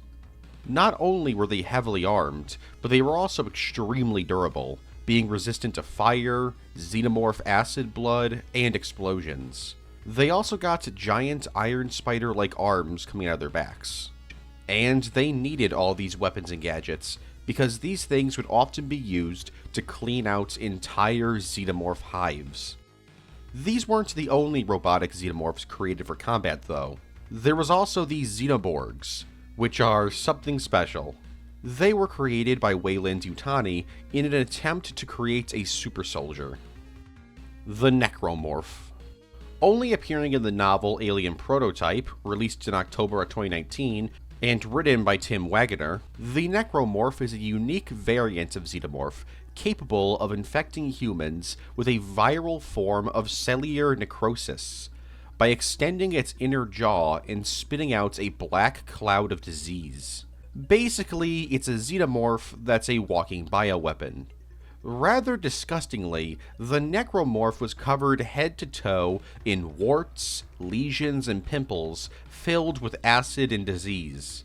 It had a really horrible existence, as every single moment of its life was filled with pain.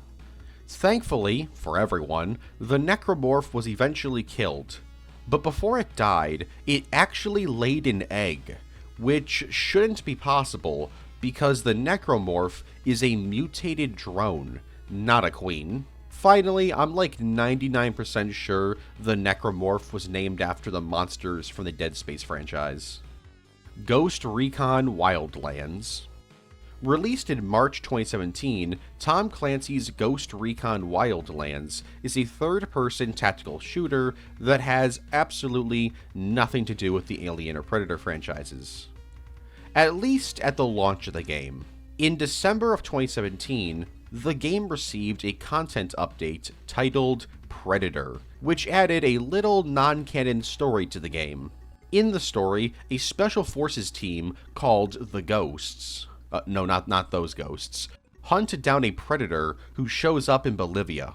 And after an extremely long fight, they're actually able to kill the predator, and decide not to tell their CIA contact about this whole incident, for whatever reason. It's a short little crossover story between the two franchises that includes arguably the game's hardest boss fight, as not only does the Predator have the largest health bar in the entire game, there's no checkpoints during the mission. So if you get killed, you have to start the entire mission over again. But if you beat the mission, you get a Predator face mask to wear. Sadly, if you want to play this mission, you can't. As in December of 2020, the mission was removed from the game due to the licensing rights with 20th Century Fox expiring. Extraterrestrial Alien Encounter.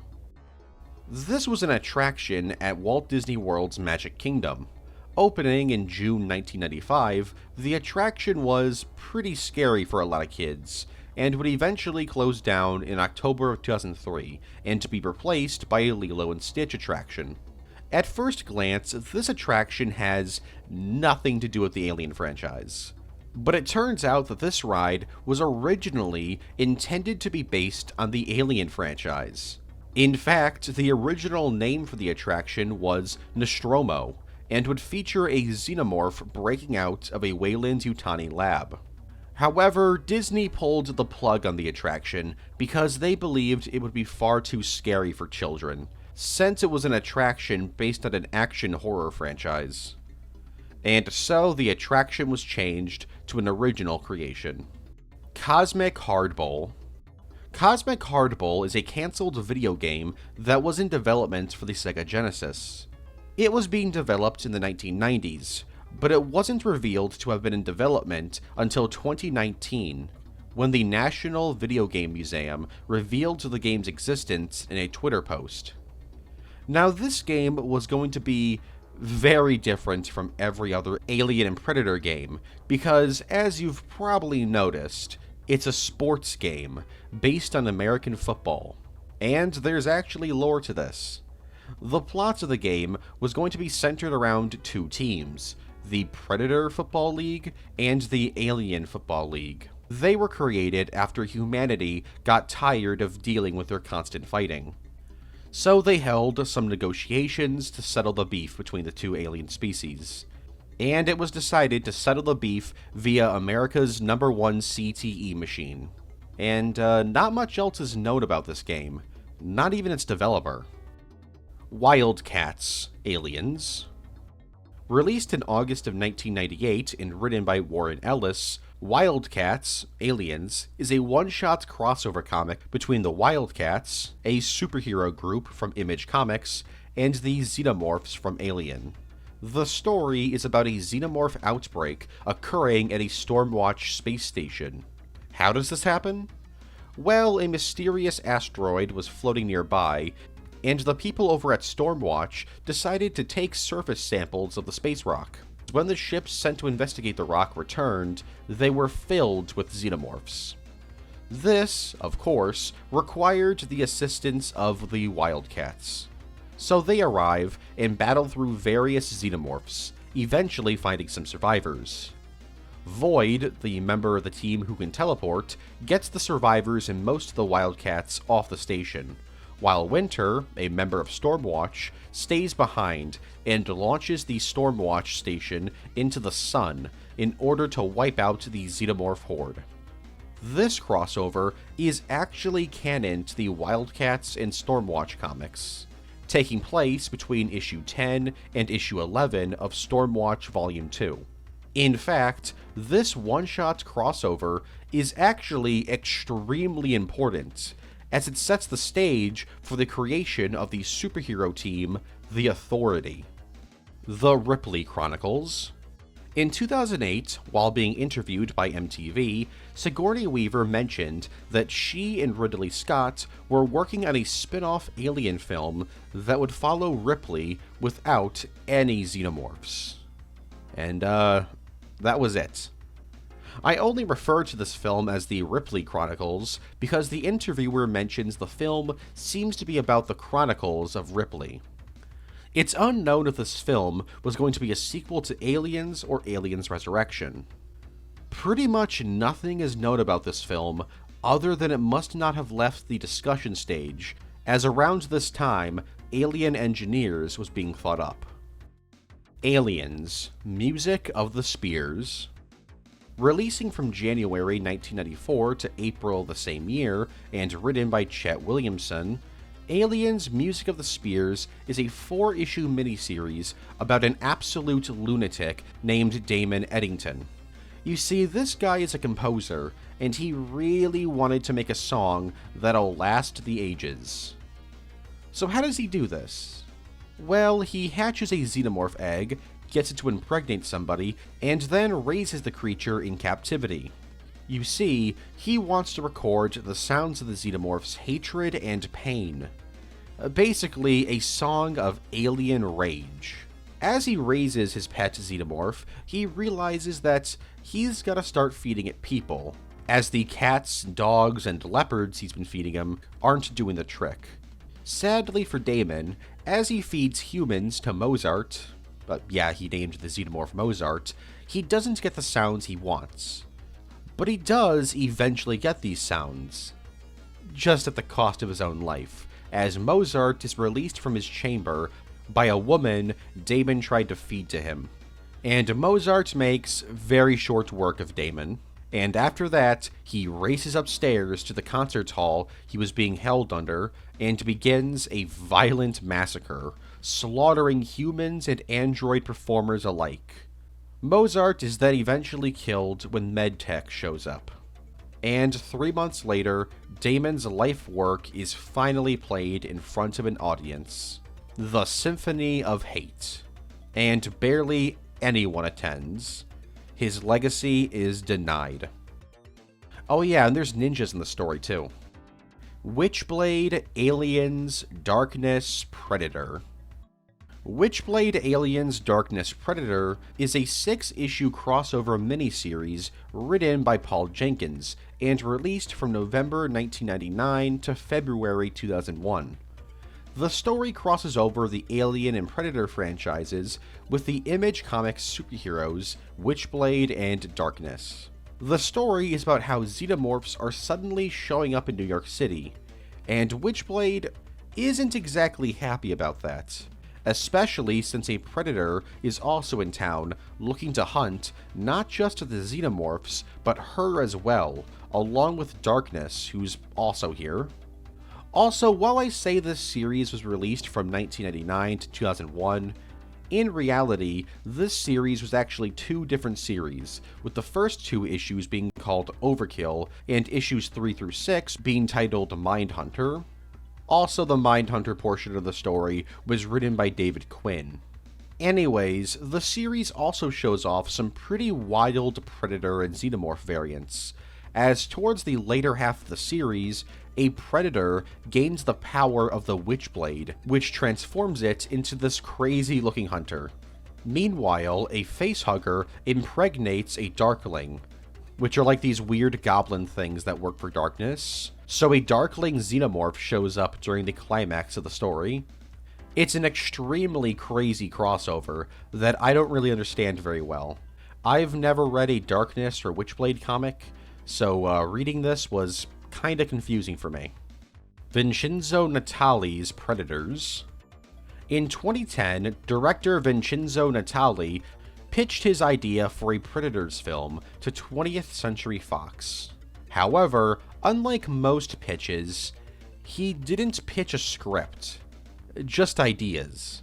Working together with artists Amro Adia and Dan Milligan, the 3 came up with various concept drawings and storyboards for a Predators film. Going off the concept art and storyboards, it seems the film was going to involve cyborg predators, or even completely robotic predators. The arena from Robert Rodriguez's script also appears, as does a predator city of sorts. So why wasn't there a script in this pitch? Well, it's because all Vincenzo had to go off of was a single line given to him by 20th Century Fox. Quote, "Predators hunt humans on their planets."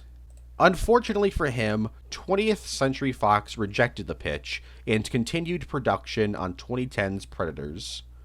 Eloise. First appearing in Aliens Purge, a one-shots comic written by Ian Egerton, and released in August of 1997, Eloise is a test tube baby. Or should I say a test tube xenomorph android baby. Created by Dr. Lynchner while studying xenomorphs, Eloise was created by Lynchner rewriting DNA chains in a xenomorph egg's code, causing the creation of a humanoid android with various xenomorph-like abilities. And one of these abilities was her connection to the xenomorph hive mind. And so, when she felt the pain of various xenomorphs being killed, she rebelled against her creator and led a xenomorph uprising, escaping from the facility with many xenomorphs.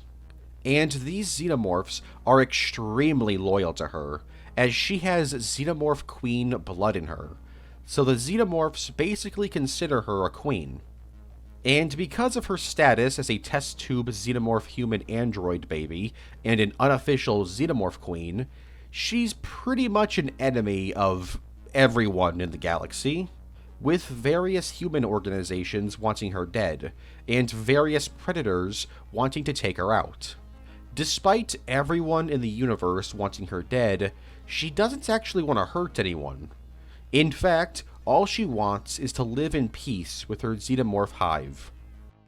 Valverde. Valverde is a fictional country created by writer and producer Stephen E. D'Souza. He created this country for when stories he writes require a South American or Central American location that won't cause any legal or diplomatic issues. Basically, he doesn't want to make anyone mad. First appearing in the 1985 film Commando, Valverde has appeared or been mentioned in a bunch of films or shows, ranging from Die Hard 2, NCIS, Supercarrier, Commando Ninja, Symphogear, etc. And only a few of these projects actually involve D'Souza. It's become such a popular fictional country that it's appeared in a bunch of stuff he had nothing to do with. So why is this country on the iceberg? Well, according to D'Souza, the original Predator film takes place in Valverde, as the film has some connections to Commando. Both of them are Arnold films, and both of them were produced by Joel Silver. So does Predator take place in Valverde? Probably not. This is just his word. Nobody at 20th Century Fox or Disney has ever confirmed this. In actuality, the country Predator takes place in has changed a few times over the years. In the film's novelization, it's mentioned that the country is Guatemala. This is backed up by what Isabel says in Predators, although she also mentions that part of that mission took place in another country, which remains unnamed. And finally, Dark Horse Comics have mentioned that the country is Colombia. So what's the answer? Valverde? Colombia? Guatemala? Some unnamed country? Honestly, the answer is probably Guatemala. Aliens, Hadley's Hope. Being developed by Slipgate Ironworks in 3D Realms, Aliens Hadley's Hope was a first-person shooter with a heavy emphasis on tactical co-op gameplay. With up to 4 players, you'd play as a Colonial Marine, traveling across LV-426, battling against xenomorphs. The game would be designed around missions, which each contained optional side quests that would reward players with either lore or loot. And yes, I said loot. Hadley's Hope was inspired by the Destiny franchise, and there'd be plenty of loot to gather up. The main antagonists of the game would have been several xenomorph queens, with each queen being the final boss of a chapter. Although, there would also be playable xenomorphs. Players would be able to play as the xenomorphs and facehuggers, controlling them via hive mind. Being inspired by Destiny, Hadley's Hope was being designed to be supported for multiple years. And the game would probably be out by now, if it wasn't for the fact that in 2019, the game was cancelled after Disney purchased 20th Century Fox. According to developers, the game was pretty far into pre-production. Tarzan vs. Predator at the Earth's Core. Written by Walter Simonson and released from January to June 1996, Tarzan vs. Predator at the Earth's Core is a 4-issue comic miniseries that pits the Predator off against the King of the Apes. The story isn't your usual Tarzan story. Tarzan knows about a secret primeval world hidden within the core of the Earth, a place called Pellucidar. Tarzan's just chilling out in the jungle when he finds out that somebody has entered Pellucidar and is killing a bunch of its greatest warriors, including his friend David, the ruler of this hidden world. So Tarzan travels to the Earth's core to figure out who's doing all this bad stuff. And it turns out, it's some predators. Tarzan puts up a pretty good fight against the predators, but when Jane is attacked, the man goes absolute Hulk mode and begins hunting the hunters. He battles the predators for a good while, until suddenly the Mahar show up. They're an ancient reptilian pterosaur-like race, and they got mind control powers. Wanting to take over this primeval world, A Mahar mind controls both Tarzan and Jane into joining them. They're announced the king and queen of Pellucidar. Tarzan is then ready to begin ruling this world under a dictatorship, until both he and Jane are broken out of their mind control by some of Tarzan's friends. Tarzan and Jane head back home, while David, who's actually alive, rules over the center of the Earth. And all the predators are dead. Earth War Trilogy. The Earth War Trilogy is a trilogy of comic series released from July 1988 to October of 1990. It included Aliens Outbreak, Aliens Nightmare Asylum, and Aliens Female War. These comics would later be adapted into novels, with the first one being called Earthhive. The trilogy is notable for two reasons. The first is that it was the very first Alien comic series published by Dark Horse Comics. And the second is that it takes place 10 years after Aliens, and follows Hicks, who's now a sergeant, and Newt. And you can probably see the problem with this series. Yeah, this trilogy was released before Alien 3, so Newt and Hicks were still alive. I mean, Hicks is still alive in the current canon, but whatever, you get what I mean. So after the release of Alien 3, you would think that 20th Century Fox and Dark Horse Comics would announce these comics as non-canon. But funny enough, they didn't. Instead, later editions of Outbreak, Nightmare Asylum, and Female War would rename Hicks as Wilkes and Newt as Billy. This was the same for the novel adaptations. Also, because of these retcons, Ripley, who's also in the story, was retconned into being a synthetic android based on Ripley. David Tuohy's Alien 3. In 1989, David Tuohy wrote a script for Alien 3 that had absolutely nothing to do with Ripley, Hicks, or Newt. Instead, his Alien 3 takes place in a prison space station orbiting Earth.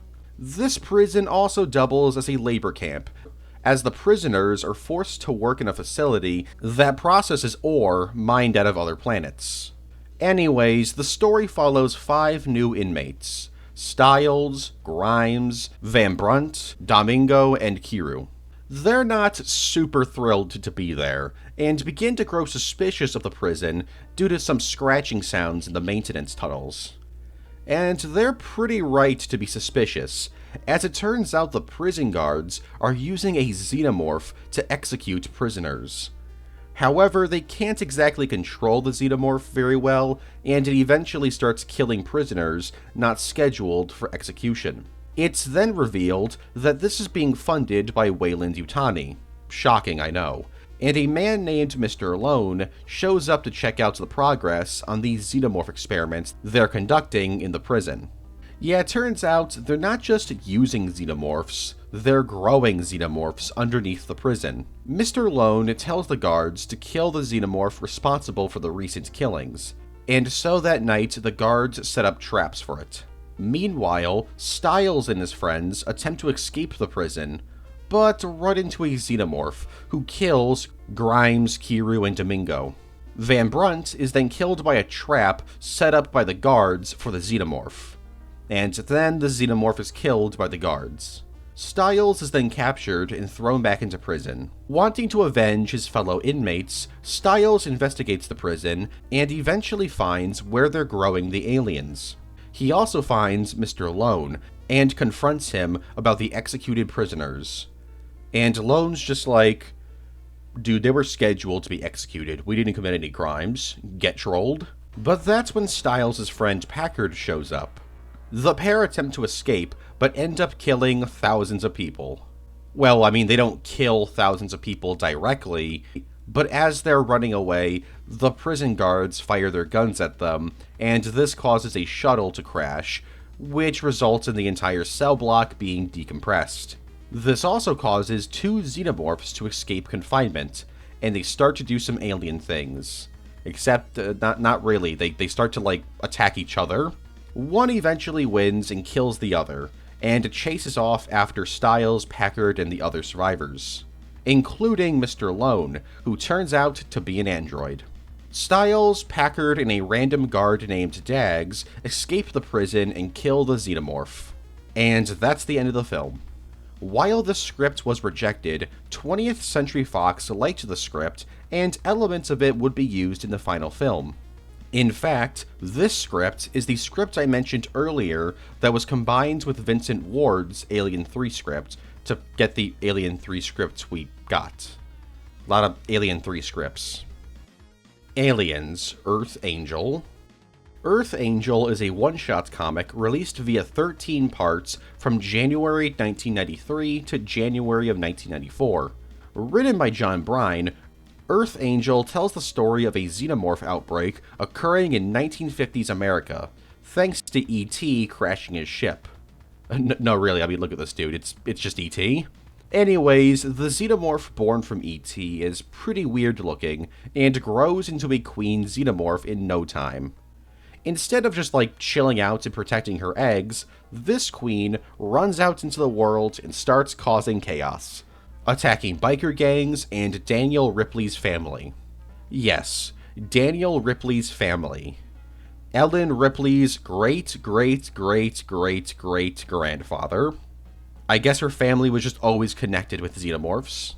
Anyways, this E.T. queen tries to do her thing, but fails, being killed by Ripley.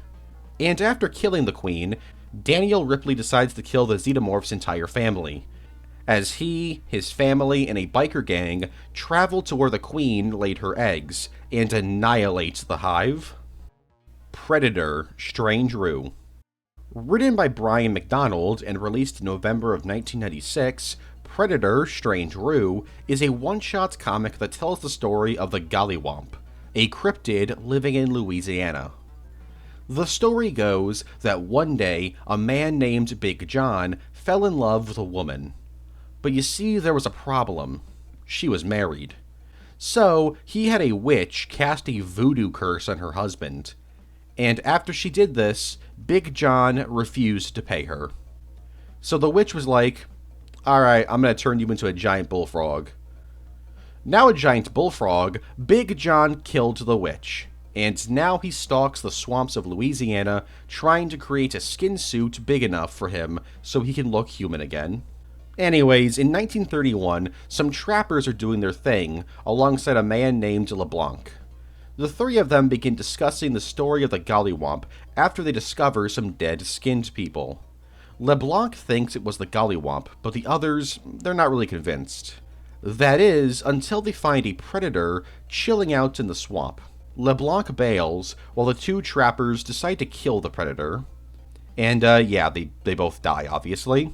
LeBlanc then shows back up and antagonizes the predator, getting severely injured in the process. He runs off and the predator follows him. Expecting an honorable duel, the predator then injures himself so that he'll be on even ground with LeBlanc. But as he approaches LeBlanc, he falls into a pit of quicksand. And so LeBlanc laughs as the predator, who he thinks is the Gollywomp, suffocates to death in the sand. And then he later digs up the predator's body and begins to eat him. Shane Black's Evil Friend. So if you look at Shane Black's filmography, you'll notice that after 2018's The Predator, he hasn't gotten any work. Now why is this? Well, there's probably a lot of reasons, but one of them probably is his friendship with Steven Wilder Striegel. You see, during production of The Predator, Shane Black hired his friend for a minor scene involving Olivia Munn. A little cameo for his friend, as a jogger who tries to flirt with Casey. But you see, the problem is, Shane Black's friend here is a registered offender of sorts, if you get what I mean. In 2010, he spent 6 months in jail for attempting to lure a 14-year-old girl into a, very, very bad relationship via email. Shane Black knew all about this, but still was dead set on having him in the film. And he probably would have been in the film if it wasn't for the actions of Olivia Munn, who found out about Streakel's past and went straight to Warner Bros. Warner Bros. Immediately told Shane Black to remove him from the film, and he did. But then Shane Black decided to publicly defend his friend and his decision about having him in the film.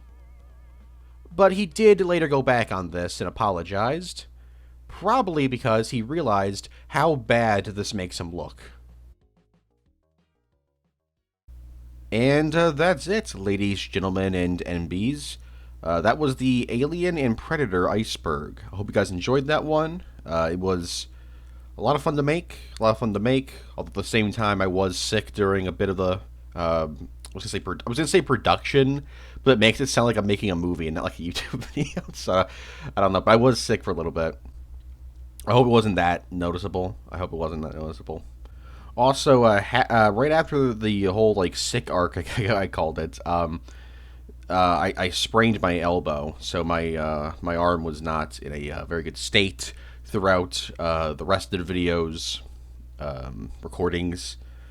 Luckily, I don't need my arm to record, but it did make typing the script a little annoying, very annoying, in fact. Was not fun. Pain is bad. But yeah, I hope you guys enjoyed. Leave your comments below about, like, what's your favorite Alien film? Why is this? I mean, I say that, but like, you're gonna say like Alien or Aliens. Like, there's very few people that would say like Alien Resurrection or something like that, right? My personal favorite's Aliens. I love that. I love Aliens. I also really like AVP, the first one. It's not like a great movie, but like I think it's a really good like popcorn film. Like, you turn off your brain and you just like enjoy the action.